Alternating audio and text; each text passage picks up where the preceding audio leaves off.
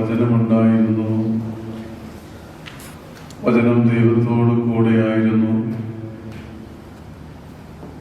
വചനം ദൈവമായിരുന്നു. വെള്ളത്തിന്റെ മീതെ പരിമരിച്ച പരിശുദ്ധാത്മാവ് വചനമാകുന്ന അനുഭവത്തിൽ ഈ രാത്രി നമ്മുടെ ജീവിതത്തിലേക്ക് കടന്നു വരുവാൻ തക്കവണ്ണം പ്രാർത്ഥനയോടെ നമുക്ക് ഇങ്ങനെ ദിവസനദിയിൽ ശിരസ്സുകളെ നമിച്ച് പാടാം. വചനം കൊണ്ട് കർത്താവെ ഞങ്ങളെ നിറയ്ക്കണമേ, വചനത്താൽ ഞങ്ങൾ അഭിഷേകം ചെയ്യണമേ. വചനത്തിന്റെ ആത്മാവിനാൽ വിധങ്ങളായ ജീവിത ഭാരങ്ങൾ നടുവിരിക്കുന്നവർക്കെല്ലാം അനുഗ്രഹമായി ഇത് മാറണമേ എന്ന് നമുക്ക് ഇങ്ങനെ ഒരു പാട്ടിന്റെ ഒരു സ്റ്റാൻസ പാടി പ്രാർത്ഥിക്കാം. വചനമെന്നാത്മാവിൽ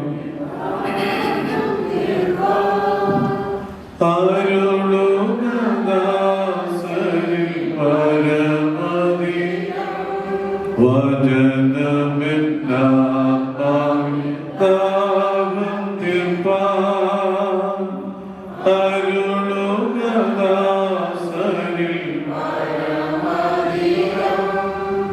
പകരുക ആത്മാവിൽ തിരുശക്തിയാ ജനങ്ങൾ പകരുക ആത്മാവിൽ തിരുശക്തിയാ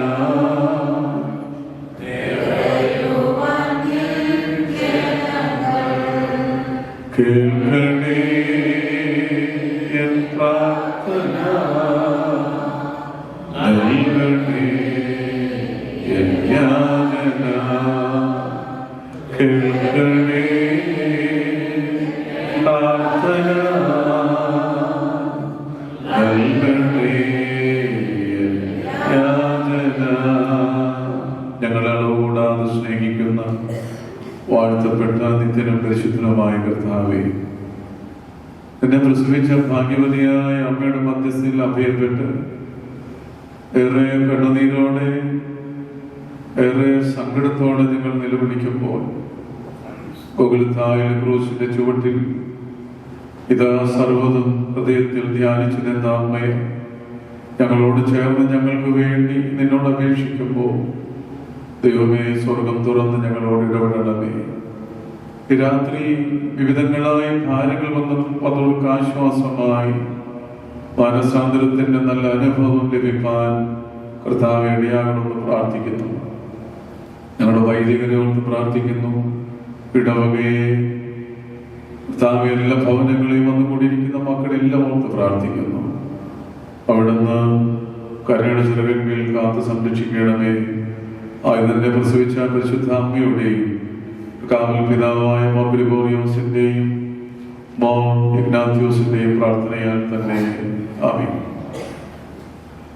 സർവശക്തനായ ദൈവത്തിന്റെ അതിപരിശുദ്ധമായ നാമം വാഴ്ത്തപ്പെടട്ടെ.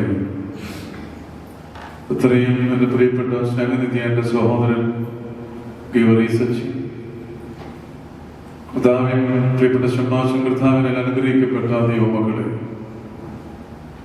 ആദ്യ ദിനം ഉള്ള പ്രാർത്ഥനയോടെ കർത്താവിന്റെ ക്രൂശിനെ ഉയർത്തിക്കാണിക്കുവാൻ തക്കവണ്ണം നമ്മുടെ ജീവിതത്തെ ഗോകുൽത്തായിലെ ക്രൂശിനോട് ചേർന്ന് ബന്ധിക്കണമെന്ന് പരിശുദ്ധ അമ്മയുടെ മധ്യസ്ഥയിൽ അഭയപ്പെട്ട് നമ്മൾ ധ്യാനിക്കുകയുണ്ടായി. പിന്നീട് നമ്മൾ സുറിയാനി സഭയുടെ കുക്കിലിയോട് നിന്നാൽ സ്തുതിയുടെ രാജമകൾ വലഭാഗിയ രാജഭാമിനിയും അല്ലയോ രാജകുമാരി, നീ കേൾക്കുക, നോക്കുക, ചെവി ചായ്ക്കുക, പിതൃഭവനത്തെ വിട്ട് നീ വരിക. നമ്മൾ സങ്കീർത്തനം 45-ാം അധ്യായം 10-11 തിരുവചനം വായിക്കുകയുണ്ടായി, ധ്യാനിക്കുകയുണ്ടായി. വീണ്ടും വിശുദ്ധ കുർബാനയെ തുടർന്ന് ഇന്ന് യിരെമ്യാ പ്രവാചകന്റെ പ്രവചനം താന്താന്റെ പാപങ്ങളെ ഏറ്റുപറഞ്ഞ് ഹൃദയത്തെ സ്വർഗത്തിലേക്ക് ഉയർത്തി ഈ ലോകത്തിന്റെ അടിമത്തത്തിൽ നിന്ന് എങ്ങനെ സാധിക്കുമെന്ന് നമ്മൾ വീണ്ടും ധ്യാനിക്കുകയുണ്ടായി.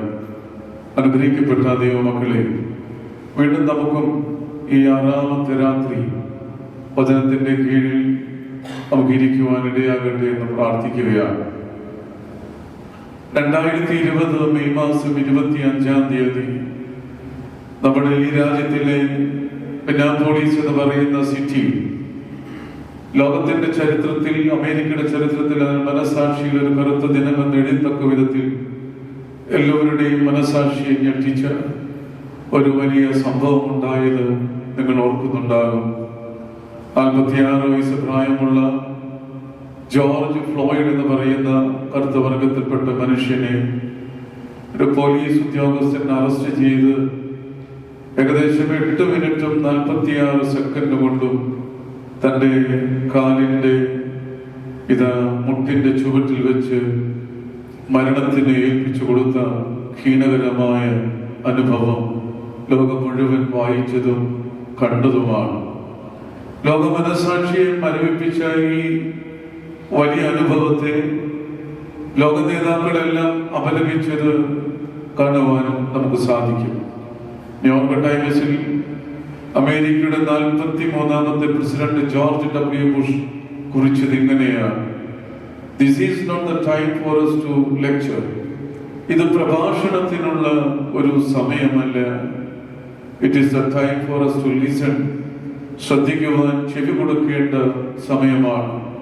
This is the time for America to examine a tragic failure. അടിസ്ഥാനപരമായി പരാജയത്തിന്റെ ഈ അനുഭവത്തെ ഒന്ന് നിരീക്ഷിക്കുവാൻ, വിചിന്തനം ചെയ്യുവാൻ ഈ സമയം വിനിയോഗിക്കുവാൻ അദ്ദേഹം പറഞ്ഞു. പിന്നീട് അദ്ദേഹം പറഞ്ഞു, "As we do, we will also see some of our redeeming strength." അതിജീവനത്തിന്റെ ശക്തിയെ നാളുകൾക്ക് മുമ്പ് അമേരിക്ക കൈവരിച്ചതിനെ ഓർക്കുവാനുള്ള ഒരു ദിവസമായി കൂടി ആ സംഭവത്തെ അപലപിച്ചത് അച്ഛൻ ഇങ്ങനെ ഓർത്തു പോവുകയാണ്. എട്ടുനോമ്പിന്റെ 6ാം ദിവസം വളരെ പ്രാർത്ഥനയോടെ നമ്മൾ ഒരുമിച്ച് ആയിരിക്കുന്നു. ദൈവമക്കളെ, ലോകത്തിന്റെ മനസാക്ഷി മരവിപ്പിക്കത്തക്ക വിധത്തിൽ അനേക സംഭവങ്ങൾ നമുക്ക് ചുറ്റും നടക്കുന്നുണ്ട്. ഇതുവരെ ഉണ്ടായിരുന്ന സമാധാനത്തിന്റെ അന്തരീക്ഷങ്ങളെല്ലാം നഷ്ടപ്പെട്ടു. ലോകം കീഴ്മേൽ മറിയുന്നു. സാമ്പത്തികമായ അനവധി പ്രതിസന്ധികൾ ജനങ്ങളിലേക്ക് കടന്നു വരുന്നു. മനുഷ്യബന്ധങ്ങളിൽ വിള്ളലുകൾ സംഭവിക്കുന്നു. ദൈവിക മൂല്യങ്ങളെ കാണുവാൻ സാധിക്കുന്നില്ല. രാവിലെ ഓർമ്മപ്പെടുത്തിയതുപോലെ മതഭീകരത വല്ലാതെ അലട്ടുന്ന, അസ്വസ്ഥതയുണ്ടാക്കുന്ന ഒരു കാലഘട്ടം. കർത്താവിനെ സാക്ഷിക്കുവാൻ കഴിയാത്ത വിധത്തിൽ ഈ സമൂഹമൊക്കെയും മാറിപ്പോയി. ഈ ലോകത്തിന്റെ സ്വാധീനത്താൽ ഇളം തലമുറ ടെക്നോളജിക്ക് അടിമപ്പെട്ടുകൊണ്ടിരിക്കുന്നു. അവിടെ ദൈവത്തിന്റെ മൂല്യങ്ങളെ ഉയർത്തിക്കാണിക്കുവാൻ മാതാപിതാക്കന്മാർക്കോ തലമുറയ്ക്കോ കഴിയാതെ വരും.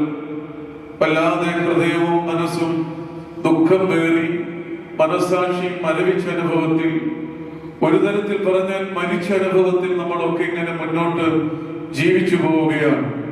പേരുകൊണ്ട് മാത്രമല്ല, ജീവിതം കൊണ്ട് ക്രിസ്ത്യാനിയായി തീരണമെന്നുള്ള ഒരു വെളിച്ചം നമ്മിൽ നിന്ന് കൈമോശം വന്നുപോയി. അതുകൊണ്ട് നമ്മൾ വെറുതെ ക്രിസ്ത്യാനിയായി ജീവിച്ച് വെറുതെ ഇങ്ങനെ മുന്നോട്ട് പോകുമ്പോൾ 8 നോമ്പ് അതിന്റെ ഏറ്റവും വലിയ പ്രസക്തിയോടെ ഈ രാത്രി നിങ്ങൾക്കൊരു ചെറിയ ചിന്ത അമ്മയുടെ മധ്യസ്ഥതയിൽ പകർത്ത് തരുവാൻ അച്ഛൻ ആഗ്രഹിക്കുകയാണ്. ഇവിടെ വെളിപാട് പുസ്തകം 3-ാം അധ്യായം 1, 2, 3 വാക്യങ്ങളിൽ നമ്മുടെ വ്യക്തിപരമായ ജീവിതത്തെ വിശകലനം ചെയ്യുവാൻ, വ്യക്തിപരമായ ജീവിതത്തെ വചനത്തോട് ചേർത്ത് വെച്ച് ചിന്തിക്കുവാനും ധ്യാനിക്കുവാനും പുതിയ ദർശനബോധമുള്ളവരായി ആലയം വിട്ട് മടങ്ങുവാൻ തക്കവണ്ണം ഇടയാകണം എന്ന് അച്ഛൻ ഓർമ്മപ്പെടുത്തുന്നു. വെളിപാട് പുസ്തകം 3-ാം അധ്യായം 1, 2, 3 വാക്യങ്ങൾ ഇങ്ങനെയാണ് അവിടെ എഴുതിയിട്ടുള്ളത്. വായിക്കാം.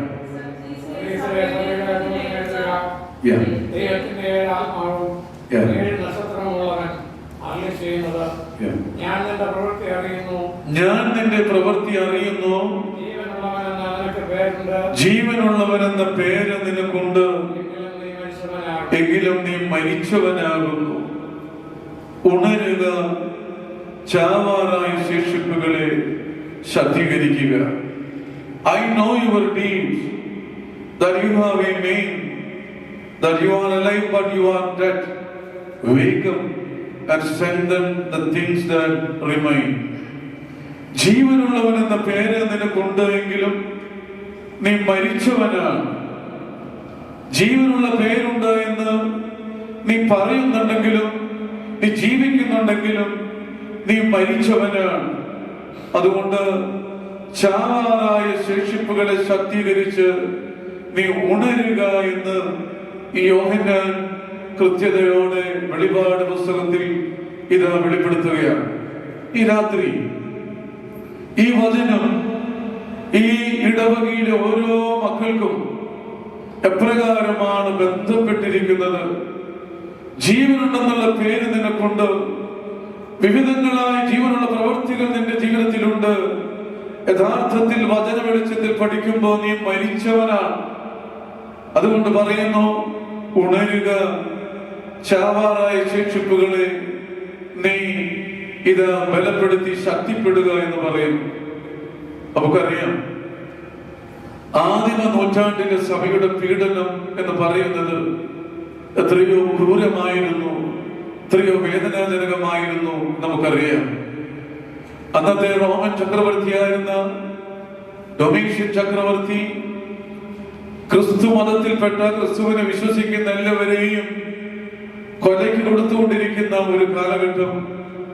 പൊന്നിപ്പെട്ട പിതാക്കന്മാരെ മെഴുകൊണ്ടുണ്ടാക്കിയ വസ്ത്രങ്ങൾ കൊണ്ട് ചുറ്റി മരത്തിന്മേൽ വച്ചു കെട്ടിയിട്ട് തീ കൊടുത്ത് ആ തീയിൽ നിന്ന് ആളിക്കത്തുന്ന തീജ്വാലയ്ക്ക് നടുവിലൂടെ കുതിര ഓടിച്ച് സന്തോഷം, ആനന്ദം കണ്ടെത്തിയ ഡൊമീഷ്യൻ എന്ന് പറയുന്ന ചക്രവർത്തി കുതിരമേൽ പാഞ്ഞു വന്നിട്ട് കൈകളും കാലുകളും ഇത് കെട്ടി നിശ്ചലനായി കിടക്കുന്ന ആളുകളുടെ ശിരസ് ഒരു ഒറ്റ വീശലിനത് അഴുത്തു മുറിച്ച് സന്തോഷം കണ്ടെത്തിയ ഡൊമീഷ്യൻ എന്ന് പറയുന്ന ചക്രവർത്തി വീട് വീടാന്തരം കയറി ക്രിസ്ത്യാനികളെ പീഡിപ്പിക്കുന്നവൻ, ക്രിസ്ത്യാനികളെ അപമാനിക്കുന്നവൻ, ക്രിസ്തു മതത്തെ ഇല്ലായ്മ ചെയ്യുവാൻ ഇറങ്ങി തിരിച്ചവൻ. അവന്റെ കാലഘട്ടത്തിൽ സഭ അനുഭവിച്ച പീഡനങ്ങൾ ഏറെ വലുതാണ് എന്ന് ചരിത്രം വെളിപ്പെടുത്തുകയാണ്. ദൈവമക്കളെ, അവിടെ നമുക്ക് ഇങ്ങനെ ചരിത്രത്തിൽ കാണുവാൻ സാധിക്കും. റോമൻ സാമ്രാജ്യം അതിന് ഭീഷണിയായിട്ടുള്ള എല്ലാവരെയും പിടിച്ച് തടവിലാക്കും. ഏകാന്തതയുടെ അനുഭവത്തിലേക്ക് അവരെ മാറ്റും. അതിനായി തെരഞ്ഞെടുത്ത ഏജിയൻ നദിയുടെ തീരത്ത് അവിടെ ഉണ്ടായിരുന്ന ഒരു ചെറിയ ദ്വീപാണ് ഇത് പത്മോസ് എന്ന് പറയുന്ന കടലിടുക്ക്. എങ്ങനെയാണ് ചരിത്രം പറയുന്നത്? റോക്കി ആൻഡ് ബാരൻ പ്ലേസ്, പാറക്കൂട്ടങ്ങൾ കൊണ്ട് നിറഞ്ഞ് ഫലഭൂഷ്ഠത ഒട്ടുമില്ലാത്ത ഒരു ചെറിയ ദ്വീപാണ് പത്മോസ് എന്ന് പറയുന്ന ദ്വീപ്. അതിൽ രാജദ്രോഹികളെയും രാജാവിനെ ഭീഷണിപ്പെടുത്തുന്നവരെയും രാജ്യത്തിനെതിരായി സംസാരിക്കുന്നവരെയും അവിടെ തടവിലാക്കി കൈകളും കാലുകളും ബന്ധിച്ച് ആ കടലിടുക്കിൽ കൊണ്ടുവന്ന് ഇടുമെന്നുള്ളത് ചരിത്രം വെളിപ്പെടുത്തുകയാണ്. തന്റെ കർത്താവിന്റെ അരുമശിഷ്യൻ യോഹന്നാൻ പിടിക്കപ്പെടുന്നു. അവനെ ഏകാന്ത തടവിലാക്കി പത്മോസിന്റെ ദ്വീപിലേക്ക് അവനെ നാടുകടത്തി അയക്കുകയാണ്.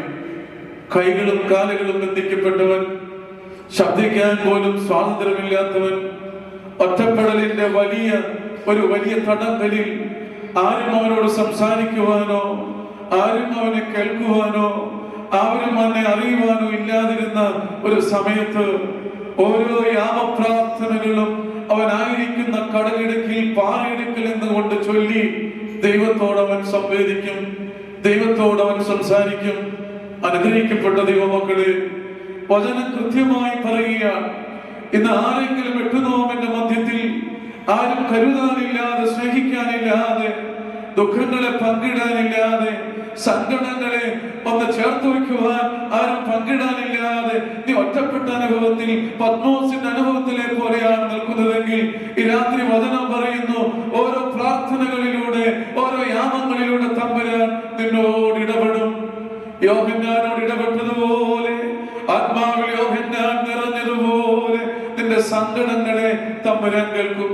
ആരൊറ്റപ്പെടുത്തിയാലും, ആരപമാനിച്ചാലും, ആരെല്ലാം ലോകത്തിന്റെ മുന്നിൽ നിന്നെ ചെറുതാക്കിയാലും വലിയവനായ ദൈവം നിന്നെ മാറോട് ചേർക്കും. ഈ യോഹന്നാനെ അങ്ങനെ ചേർത്ത് വെക്കുകയാണ്. ആരാധനയുടെ ദിവസത്തിൽ അവൻ വലിയ ഒരു ദർശനം കാണുന്നു. 1-ാം അധ്യായം 10 മുതലുള്ള വാക്യത്തിൽ ഇങ്ങനെ കാണുന്നുണ്ട്: കർത്താവിന്റെ ദിവസത്തിൽ ഞാൻ ആത്മവിവശനായി ആത്മാവിൽ നിറഞ്ഞു. കർത്താവിനെ ആരാധിക്കേണ്ട ദിവസത്തിൽ, കർത്താവിനോട് ചേർന്നിരിക്കേണ്ട സമയത്ത് ആത്മാവിൽ വിവശനായി എന്ന് പറഞ്ഞ എന്താ? ആത്മാവിൽ വിവശത അനുഭവിക്കുക. അവനെ ആരാധിക്കാതെ വയ്യ, അവനെ പ്രാർത്ഥിക്കാതെ വയ്യ. നമ്മളൊക്കെ ഞായറാഴ്ചയാകുമ്പോൾ നമുക്കൊരു പിരിപ്പ് പോലെയല്ലേ പള്ളിയിലേക്ക് വരാൻ.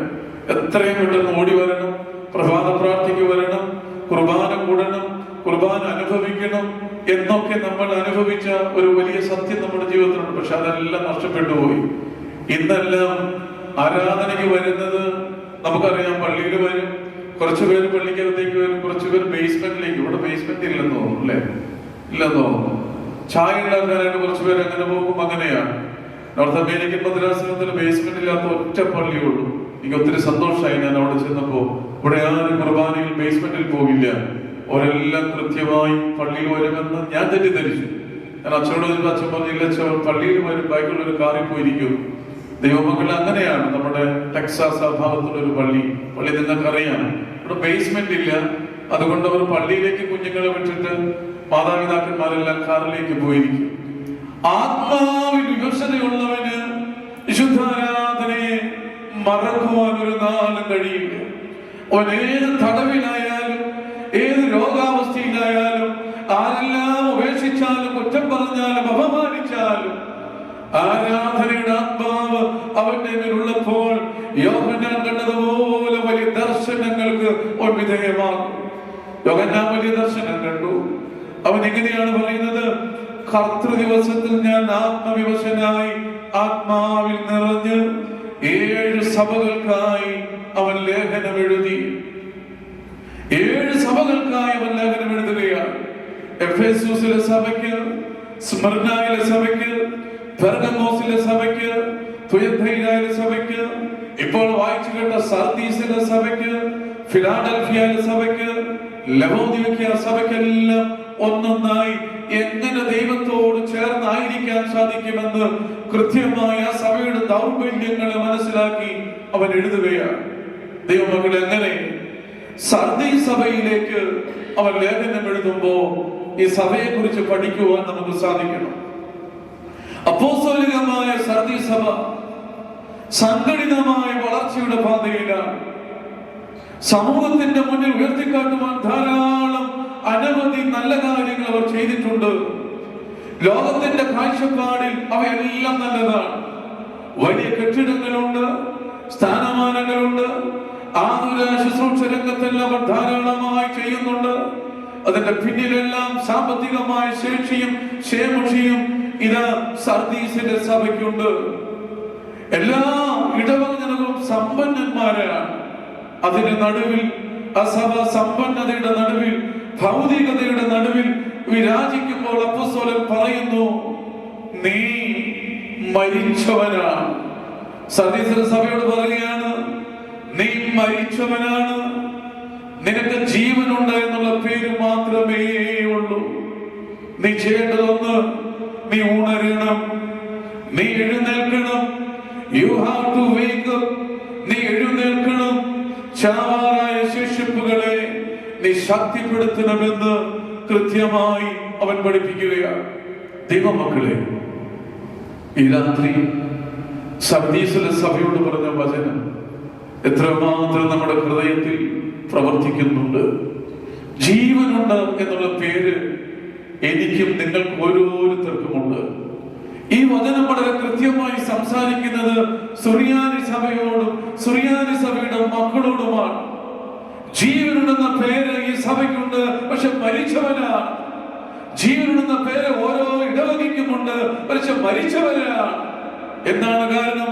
പുറമെ ബാഹ്യമായി ജീവന്റെ എല്ലാ പ്രൗഢികളും എല്ലാ പ്രവർത്തനങ്ങളും നമ്മുടെ ജീവിതത്തിൽ ബാഹ്യമായി നമുക്ക് കാണുവാൻ സാധിക്കും. എന്നാൽ ആന്തരികമായ അനുഭവത്തിലേക്ക് നാം ഇറങ്ങി ചെല്ലുമ്പോൾ മരിച്ചവനേക്കാൾ അധികമായി നാം തകർന്നിരിക്കുന്നു എന്ന് നമുക്ക് കാണുവാൻ സാധിക്കും. അതുകൊണ്ട് ഈ രാത്രിയിൽ സഭാഗാത്രമായിരിക്കുന്ന മണവാട്ടി സഭയുടെ മക്കളോട് പറയുന്നു, ജീവനുണ്ട് എന്നുള്ള പേര് നിനക്കുണ്ട്, പക്ഷെ നീ മരിച്ചവനാണ്, അതിനാൽ നീ ഉണരുക എന്ന വചനം കൃത്യമായി പഠിപ്പിക്കുകയാണ്. പരിശുദ്ധ സഭയും നമ്മളൊക്കെ പുറമെ ഭാഗ്യമായി നല്ല പ്രവർത്തനങ്ങളെല്ലാം നമ്മൾ കാണിക്കുന്നുണ്ട്.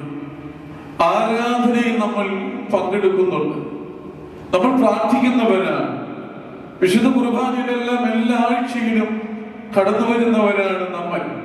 ദൈവമക്കളെ, കുമ്പസാരിക്കുന്നവരാണ്, സങ്കീർത്തനങ്ങൾ വായിക്കുന്നവരാണ്, 8 നോമ്പ് ഓരോ വർഷവും കൃത്യമായി പാലിക്കുന്നവരാണ്. പക്ഷേ നമ്മൾ മരിച്ചവരാന്ന് വചനം പറയുന്നു, ആത്മാവിൽ ജീവൻ നഷ്ടപ്പെട്ടവരാണെന്ന് പറയുന്നു. എന്താണ് ഇതിന് കാരണം? ഞാനിങ്ങനെ ഒരു സംഭവം നിങ്ങളുടെ മുന്നിൽ പറയാം, രസകരമായ സംഭവം. ഇങ്ങനെയാണ്, ഞാൻ ഒരിക്കൽ ഹൈറേഞ്ചിന്റെ ഭാഗത്ത് നാട്ടിലായ സമയത്ത് പള്ളി നടത്തിക്കൊണ്ടിരുന്ന സമയം എനിക്ക് 1 മണിക്കൂറോളം വീട്ടിൽ നിന്ന് ആ പള്ളിയിലേക്ക് യാത്ര പോകണം. അപ്പൊ ഞാൻ രാവിലെ ഒരു 6 മണിയോടുകൂടി പോകും. ഞാൻ 7:15 ആ പള്ളിയിൽ വരുമ്പോ പള്ളിയുടെ മുറ്റത്തുള്ള കുരിശും തൊട്ടിയും സുന്ദരിയായിരിക്കുന്ന ഒരു അമ്മച്ചി, ചട്ടയും മുണ്ടും നേരിതൊക്കെ ഇട്ട അമ്മച്ചി തിരി കത്തിച്ച് പ്രാർത്ഥിക്കുന്നത് ഞാൻ പലവട്ടം കണ്ടിട്ടുണ്ട്. ഒരു തിരിയല്ല, ഒരു കൂട് തിരി ഒരുമിച്ച് പിടിച്ച് ഇങ്ങനെ പ്രാർത്ഥിക്കുകയാണ്. എന്നെ കാണുമ്പോ ഇപ്പോഴും പറയും, എന്റെ വീട്ടിലൊന്ന് വരണം, പ്രാർത്ഥിക്കണമെന്ന്. ദൈവമക്കളെ, ജീവനുള്ള ഈ അമ്മച്ചി, ആത്മാവിൽ മെഴുകുതിരി പോലെ എരിയുന്ന അമ്മച്ചി, ആ ഇടവയ്ക്കൽ അഭിമാനമാണെന്ന് കരുതി തന്നെ ഞാൻ പലപ്പോഴും അതിനെ വാത്സല്യത്തോടെ ചേർത്ത് നിർത്തും. എനിക്ക് വലിയ അഭിമാനവും ആശ്വാസവുമാണ് അമ്മയെ കാണുമ്പോൾ. രാവിലെ 7 മണിക്ക് വന്ന് തിരികത്തിച്ച് പ്രാർത്ഥിച്ച് പള്ളിക്കകത്ത് വന്ന്, പള്ളിക്ക് പുറത്ത് കൈകളും കാലുകളും കഴുകി പള്ളിക്കകത്ത് വന്ന് ഉറക്കെ പ്രതിവാക്യങ്ങൾ ചൊല്ലി ദൈവമക്കളെ വീണ്ടും കുർബാന കണ്ട് കുർബാന അനുഭവിച്ച് മടങ്ങും. അങ്ങനെയാണ് അമ്മച്ചിയുടെ ഒരു ശീലം എന്ന് പറയുന്നത്. അങ്ങനെ നാളുകൾ കഴിഞ്ഞു പോയി. വലിയ നോമ്പ് കഴിഞ്ഞ് ഉയർപ്പ് പെരുന്നാളിന്റെ പിറ്റേ ആഴ്ച നാട്ടിലൊക്കെ നമുക്കറിയാം, ഗീവർഗീസ് സഹോദരന്റെ നാമത്തിലുള്ള പെരുന്നാളോടൊക്കെ ചേർന്ന് വലിയ പെരകുദാശ ഹൗസ് വാമിംഗ് നടക്കുന്ന ഒരു സമയമാണ്. ആ പള്ളിയിലെ ഓരോ വീടുകളും കയറി ഹൗസ് വാമിംഗ് നടത്തും. ഞാൻ പട്ടമേറ്റ് വന്ന അതേ വർഷമാണ്. അപ്പൊ അതുകൊണ്ട് എനിക്കും ഇതിനൊക്കെ പോകുവാനുള്ള വലിയ സന്തോഷവും ആ ഒരു വലിയ ആഗ്രഹത്തോടു കൂടി ഞാനും കപ്പ്യാരും തോമസ് ചേട്ടനും കൂടി ഇങ്ങനെ പോവുകയാണ്. ഒരു കുന്നിന്റെ മുകളിലുള്ള ഒരു ഭാഗത്താണ് ഇങ്ങനെ അന്നത്തെ വിസിറ്റിംഗ്. ഇന്ന് 17 വീട് നമുക്ക് വിസിറ്റ് ചെയ്യാനുണ്ട്, ഹൗസ് വാമിംഗ് നടത്താനുണ്ട്. അപ്പൊ ആദ്യത്തെ വീട്ടിൽ ചെന്നപ്പോൾ തന്നെ വലിയ ഭക്ഷണവും, ഹൗസ് വാമിംഗ് നടത്തി കഴിയുമ്പോൾ വലിയ ഭക്ഷണമെല്ലാം അമ്മച്ചിമാരും സഹോദരിമാരൊക്കെ തന്നു. ഞാൻ എല്ലാം വയറ് നിറച്ച് ഭക്ഷണം കഴിച്ചു. രണ്ടാമത്തെ വീട്ടിൽ ചെന്നപ്പോൾ ഇത് തന്നെയാണ് അവസ്ഥ. മൂന്നാമത്തെ വീട്ടിൽ ചെന്നപ്പോൾ ഒരു പിടിച്ചിരുത്തി എനിക്ക് ആഹാരം തരികയാണ്. കാരണം അവിടെ ഒരു അച്ഛൻ 10-40 വർഷമായിട്ടൊരു വല്യച്ഛനായിരുന്നു. അച്ഛനെ കൊണ്ട് വലിയ പ്രശ്നങ്ങളില്ലാതെ പോയി. എന്നാൽ അച്ഛൻ തന്നെ ഇങ്ങനെ 45 വർഷമാവും നിങ്ങൾക്കറിയാം. അപ്പൊ ഒരു കൊച്ചച്ഛൻ വരുമ്പോ അവരുടെ സ്നേഹം ഇങ്ങനെ ഉള്ളിൽ പ്രകടിപ്പിക്കുകയാണ്. 4ാമത്തെ വീട്ടിലെ ഭക്ഷണം കഴിച്ചപ്പോ ഞാൻ തോമസ് ചേട്ടനോട് പറഞ്ഞു, ചേട്ടാ എനിക്കിനി ഇത് പ്രാർത്ഥിക്കാൻ പോലും പറ്റില്ല. കാരണം എന്റെ ശരീരത്തിൽ നിന്ന് മാംസമെല്ലാം, അസ്ഥിയിൽ നിന്നെല്ലാം മാംസം വേർപെട്ട് ഞാനൊരു അൺകോൺഷ്യസ് മൈൻഡിൽ ഇങ്ങനെ പോവുകയാണ്. ഏവെങ്കിലും മാത്രം ഞാൻ വായിക്കും, ബാക്കി അച്ഛൻ കപ്പ്യാർ തോമസ് ചേട്ടൻ ഇങ്ങനെ വായിച്ചു പോകുന്ന അനുഭവം. 16 വീടും ഒരു മരണകരമായ ശ്രമത്തിന്റെ ഒടുവിൽ പര്യവസാനിച്ചു. 17ാമത്തെ വീട്ടിൽ ചെന്ന് നിന്നുമായി ശുശ്രൂഷ നിർവഹിച്ചു കഴിഞ്ഞപ്പോ പള്ളിയിൽ എന്നെ എങ്ങനെയെങ്കിലും എത്തിക്കണം. ഞാൻ തോമസോട് പറഞ്ഞ് അവിടെ കൊണ്ടുപോയി ഞാൻ കിടന്നുറങ്ങി, വൈകുന്നേരം അതിന്റെ പോണോളൂ എന്നൊക്കെ പറഞ്ഞിങ്ങനെ എന്തപ്പോ പുള്ളി പറഞ്ഞു, ഇല്ലച്ച ഒരു വീട്ടിൽ കൂടി നമുക്ക് പോകണം. പക്ഷെ ആരുടെ വീടാണ്? അച്ഛനറിയില്ല. അമ്മച്ചി എല്ലാ ദിവസവും രാവിലെ വന്ന് തിരികത്തിച്ച് പ്രാർത്ഥിക്കുന്ന അമ്മച്ചി, ചട്ടയും മുണ്ടും വെള്ള വസ്ത്രവും ശുഭ്രവസ്ത്രധാരിയായ മാതാവിന്റെ അടുക്കൽ തീർച്ചയായും പോകാം. ദൈവമക്കളെ, ഞങ്ങളിങ്ങനെ ഓട്ടോറിക്ഷയിൽ ഇങ്ങനെ ഒരു കുന്നിന്റെ ചെരുവിൽ നിന്ന് ഇറങ്ങി താഴേക്ക് ചെല്ലുമ്പോ റബ്ബർ തോട്ടത്തിനിടെ ഒരു കൊച്ചു വീട്. ഞാൻ ആ വീടിന്റെ മുന്നിൽ വണ്ടിയിൽ നിന്ന് പാടുപെട്ടിറങ്ങി ഞാനും തോമസും കൂടി ചെല്ലുമ്പോ ഒരു അപ്പച്ചൻ, അമ്മച്ചിയുടെ ഹസ്ബൻഡ് അവിടെ നിന്ന് മുറുക്കാൻ ചതയ്ക്കുന്നുണ്ട്, കല്ലിൽ മുറുക്കാൻ ചതയ്ക്കുന്നുണ്ട്. തോമസ് എന്നെ പരിചയപ്പെടുത്തിയാണ്. അറിയോ നീ ചോദിച്ചു ഈ മനുഷ്യനോട്. പുള്ളി ഇങ്ങനെ രൂക്ഷമായിട്ട് എന്റെ നേരെ നോക്കി. വീണ്ടും ചോദിച്ചു, മനസ്സിലായോ എന്ന് ചോദിച്ചു. ആ ചോദ്യത്തിന് ഉത്തരം ഞാൻ നോക്കുമ്പോ ഈ മനുഷ്യൻ ഈ കല്ലുമായി, മുറുക്കാൻ കതിക്കുന്ന കല്ലുമായി എന്നെ ഇടിക്കുവാനായി ഈ മുറ്റത്തേക്ക് ചാടിയിറങ്ങി. എന്റെ 17 വീട്ടിലെ ആഹാരം അവിടെ വെച്ച് ദഹിച്ചു എന്ന് മാത്രമല്ല, ഞാൻ അകത്ത് കയറി, ചാടി വീടിന്റെ അകത്ത് കയറി. അകത്ത് കയറിയപ്പോ എനിക്ക് മനസ്സിലായി ഞാൻ പെട്ടുപോയി. കാരണം ആ വീടിന്റെ ഓരോ ഭിത്തിയുടെ ഓരോ കോർണറിലും ഇങ്ങനെ വചനം എഴുതി വെച്ചിരിക്കുകയാണ്. ആദിയിൽ ദൈവം ആകാശവും ഭൂമിയും സൃഷ്ടിച്ചു. അങ്ങനെ വന്ന് ഉൽപ്പത്തി പുസ്തകത്തിന്റെ അവസാനത്തെ വാക്യം ആമീൻ യേശുവേ വരണമേ എന്നുള്ള വാക്യം വരെ വായിച്ച് ഇങ്ങനെ എഴുതി ഒട്ടിച്ചു വെച്ചിരിക്കുക. സ്കെച്ച് പേനമുണ്ട്. ഈ അമ്മച്ചി അവിടെയുണ്ട്. അമ്മച്ചിയോട് പറഞ്ഞു, മനസ്സിലായില്ലേ, ഈ വീടിന്റെ പ്രശ്നക്കാരൻ ഇവനാണ് ഈ വീടിന്റെ പ്രശ്നക്കാരൻ. അതുകൊണ്ടാണ് അച്ഛനോട് വരാനായിട്ട് പറഞ്ഞത്. ദൈവമേ, ഈ അമ്മച്ചിയൊക്കെ പ്രാകാൻ തുടങ്ങി. ശുഭ്രവസ്ത്രധാരി അമ്മയുടെ നാവിൽ നിന്ന് കേൾക്കുമ്പോൾ എനിക്ക് വേദനയോടെ ഞാൻ ഇങ്ങനെ നിന്ന് കേട്ടു. ആ മനുഷ്യൻ മുറ്റത്തിന് ചുറ്റും ഈ കരിക്കല്ലുമായി ഇങ്ങനെ നടക്കുകയാണ് എന്നെ ഉപദ്രവിക്കുക. ഒരച്ഛനെയും വൈദികനെയും പുള്ളിക്ക് ഇഷ്ടമല്ല. ദൈവമക്കളെ, ഈ അമ്മച്ചി ഇത് പറഞ്ഞുകൊണ്ടിരിക്കുമ്പോ അമ്മച്ചി എന്നോട് പറയുകയാണ്, വേറൊരു ആളും കൂടി ഉണ്ട് അച്ഛൻ, എന്റെ മകൻ, അവൾ അടുക്കളയിലുണ്ട്. ഞാൻ വിളിച്ച്, ചേച്ചി ഒന്ന് പുറത്തു വരുമോ? അപ്പൊ ഈ ചേച്ചി എന്നോട് പറയാം, അച്ഛൻ ഒരു 10 മിനിറ്റ്. ഞാൻ പറഞ്ഞു, എനിക്ക് ഒന്നും വേണ്ട, ഓൾറെഡി എനിക്ക് ആഹാരം കഴിക്കാൻ വയ്യ, അതുകൊണ്ട് ആ ചേച്ചി പുറത്തു പോവാ, പരിചയപ്പെട്ട് പ്രാർത്ഥിച്ചിട്ട് പോവാനാണ്. ഇല്ല, 10 മിനിറ്റ് ഈ അമ്മച്ചിയുമായി സംസാരിച്ചുകൊണ്ടിരിക്കുമ്പോ ഈ അമ്മച്ചി പാല് കറക്കുന്ന പാത്രം, പാല് സൊസൈറ്റിയിൽ കൊണ്ടുപോകുന്ന പാത്രമില്ലേ, അതിൽ നിറച്ച് 6-7 ലിറ്റർ ചായ തിളപ്പിച്ചത് കൊണ്ടുവന്ന് എന്റെ മുന്നിൽ കൊണ്ടുവച്ചു. എനിക്ക് മനസ്സിലായി ഇത് പാടായി, രക്ഷപ്പെടാൻ വഴിയില്ല. എന്റെ കയ്യിൽ വലിയൊരു ഗ്ലാസ് തന്ന 1/2 ലിറ്ററിന്റെ ഒരു ഗ്ലാസ്, അതിലേക്ക് ചായ ഒഴിച്ചിട്ട് പറഞ്ഞു, ഇത് കുടിച്ചു തീർക്കാതെ അച്ഛൻ ഞങ്ങൾ ഇവിടെ നിന്ന് വിടില്ല എന്ന്. ദൈവങ്ങളെ ഒരു അവസ്ഥ ആലോചിച്ച് നോക്കുക. എന്റെ ഭാര്യയാണെങ്കിൽ പൂർണ്ണ ഗർഭിണിയായി ഷമാസിനെ പ്രസവിക്കാനായി നിൽക്കുന്ന സമയം എനിക്ക് മനസ്സിലായി, സുറിയാനി സഭയിൽ ആദ്യമായി ചായ കുടിച്ച് രക്തസാക്ഷിയാകേണ്ട ഒരു അച്ഛൻ ഞാൻ തന്നെയാണല്ലോ എന്ന് ഞാനിങ്ങനെ പറഞ്ഞു. അവരോട് സംസാരിച്ചു. ഈ സ്ത്രീ എന്നോട് പറയും, ഇപ്പൊ ഈ സംസാരിച്ച് ഇവളുണ്ടല്ലോ, അമ്മയെ വിളിക്കുന്ന ഇവളുണ്ടല്ലോ, അച്ഛൻ അറിയോ, ഈ പള്ളിയിൽ എന്റെ കല്യാണം 2 പ്രാവശ്യം വിളിച്ചു ചൊല്ലിയത്, കല്യാണം മാറിപ്പോയി. അതിന്റെ കാരണം ഇവളാണ്, എന്റെ അമ്മ എന്ന് പറയുന്ന ഈ സ്ത്രീ. ദൈവമക്കളെ, ബാഹ്യമായി നല്ല വിശ്വാസിയാണ്, ബാഹ്യമായി പ്രാർത്ഥനയുണ്ട്, ബാഹ്യമായി ധാരാളം കാര്യങ്ങൾ ചെയ്യുന്നുണ്ട്, കുർബാന കാണുന്നുണ്ട്, കുർബാന അനുഭവിക്കുന്നുണ്ട്, ഒരു തിരിയല്ല 1 കൂട് തിരി ഒരുമിച്ച് കത്തിച്ചു വെച്ച് പ്രാർത്ഥിക്കുന്നുണ്ട്. പക്ഷെ ആന്തരികമായ അനുഭവത്തിൽ ക്രിസ്തുവിനെ കേൾക്കുവാൻ, ക്രിസ്തുവിനെ കാണുവാൻ, ക്രിസ്തുവിനെ സ്വീകരിക്കുവാൻ കഴിയുന്നില്ല. നിനക്ക് ജീവനുണ്ട് എന്ന പേരുണ്ട്, നീ മരിച്ചവനാണ്. എത്ര നാളുകളായി നീ പ്രാർത്ഥിക്കുന്നു? എത്ര നാളുകളായി നീ 8 നോമ്പ് നോക്കുന്നു? എത്ര നാളുകളായി നീ കുർബാന അനുഭവിക്കുന്നു? ഇനിയും ക്രിസ്തുവിനെ അറിയേണ്ടുന്ന വിധത്തിൽ അറിയാതെ നീ കൈമോശം കയ്യിൽ നിന്ന് വിട്ടുകളഞ്ഞെങ്കിൽ ഈ രാത്രി വചനം പറയുന്നു, ഉണരുക, നിന്റെ ചാവാറായ ശേഷിപ്പുകളെ നീ ശക്തിപ്പെടുത്തുക എന്ന് വചനം കൃത്യമായി പറയുക. ദൈവമക്കളെ, ഈ രാത്രി നമുക്ക് പൂർണ്ണമായും ഏൽപ്പിച്ച് പ്രാർത്ഥിക്കുവാനായി നമുക്ക് സാധിക്കണം. സുറിയാനി സഭയുടെ എഫ്രൈം പിതാവ് പറയുന്നു, prayer is the breath of the soul. പ്രാർത്ഥന ആത്മാവിന്റെ ശ്വാസമാണ്. ആ പ്രാർത്ഥന ജീവിതത്തിൽ പ്രാവർത്തികമാക്കുവാൻ നമുക്ക് സാധിക്കണം. എന്താണോ പ്രാർത്ഥിക്കുന്നത് അത് നമ്മുടെ ജീവിതത്തിൽ കൃത്യമായി പ്രാർത്ഥിക്കുവാനും പ്രവർത്തിക്കുവാനും സാധിക്കണം. പ്രകാരങ്ങൾ ഇങ്ങനെ പറയുന്നുണ്ട്, നിങ്ങൾ കുഞ്ഞുങ്ങൾ എന്താകാൻ ആഗ്രഹിക്കുന്നുവോ അത് നിങ്ങളായി തീരുക എന്നാണ്. ഞാൻ ഈ 2-3 ദിവസം ഇവിടെ നിന്നപ്പോ എല്ലാവരും വന്നൊരു സങ്കടം പറഞ്ഞത്, നാട്ടിലും കാനഡയിലും ഇവിടെയൊക്കെ പറയുന്നത്, കുഞ്ഞുങ്ങൾ പള്ളിയിൽ വരില്ല, കുഞ്ഞുങ്ങൾ പ്രാർത്ഥിക്കുന്നില്ല, കുഞ്ഞുങ്ങൾ എപ്പോഴും ടെക്നോളജിയുടെ പിന്നാലെയാണ്, അവർക്ക് ആർക്കും സ്നേഹമില്ല, അവർ വാത്സല്യമില്ല, അവരെല്ലാം എന്റർടൈൻമെന്റിന്റെ പിന്നാലെയാണ്.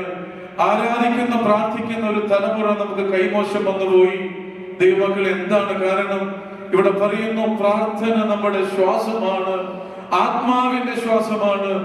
നീ പ്രാർത്ഥിക്കുന്നെങ്കിൽ, നീ എങ്ങനെയായി തീരണം നിന്റെ മക്കളെന്ന് നീ ആഗ്രഹിക്കുന്നുവെങ്കിൽ അതുപോലെ നീ ആയിത്തീരുവാൻ നീ സാധിക്കണം.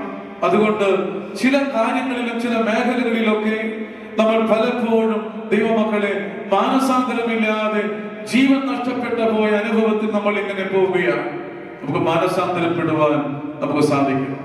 സംഘടിതമായി നമ്മുടെ ഇടവകയുടെ, നമ്മുടെ സ്ഥാപനങ്ങളുടെ ഒക്കെ പ്രവർത്തനങ്ങൾ കൊണ്ട് ലോകം മുഴുവൻ അറിയും. നമ്മുടെ സഭ, നമ്മുടെ ഇടവക അറിയും. ആദർശ ശുശ്രൂഷ രംഗത്തെല്ലാം ധാരാളം കാര്യങ്ങൾ നമ്മൾ ചെയ്യുന്നുണ്ട്. പക്ഷെ ആധ്യാത്മികമായി ജീവിത വിശുദ്ധി കാത്തു സൂക്ഷിക്കുവാൻ നമുക്ക് സാധിക്കുന്നില്ലെങ്കിൽ നമ്മൾ മരിച്ചവനാണ്. ഇന്നും നീ കുർബാനയ്ക്ക് വരുമ്പോ നീ മറ്റുള്ളവരുമായി ദൈവസ്നേഹത്തിൽ ഒരുമിച്ച് പങ്കിടുവാൻ നിനക്ക് ഈ വിശുദ്ധ ആരാധനയിൽ കഴിയുന്നില്ല എങ്കിൽ നീ മരിച്ചവനാണ്. ദൈവമക്കളെ, പരസ്പരം സമാധാനം കൊടുക്കുമ്പോ അത് ഹൃദയപൂർവ്വമല്ല, ഒരു അടുപ്പവും സ്നേഹവുമല്ല എങ്കിൽ നീ മരിച്ചവനാണ് എന്ന് വചനം പറയുന്നു. അതുകൊണ്ട് ഈ രാത്രി വചനത്തിന്റെ വെളിച്ചത്തിൽ നമുക്ക് ജീവിക്കുവാൻ, മുന്നോട്ട് പോകുവാനിടയാകട്ടെ. അപ്പോസ്തലനായ പൗലോസ് ശ്ലീഹ 2 തീമോഥെയോസിന്റെ ലേഖനം 3-ാം അധ്യായം 1 മുതൽ താഴേക്ക് വായിക്കുമ്പോൾ അവിടെ ഇങ്ങനെ കാണുന്നുണ്ട്. നമ്മൾ 15-ാമത്തെ വാക്യത്തിൽ, ദൈവപ്രിയമില്ലാതെ ഭോഗപ്രിയരായി ഭക്തിയുടെ വേഷം ധരിച്ച് അതിന്റെ ശക്തിയെ നമ്മൾ ത്യജിച്ചു കളഞ്ഞു.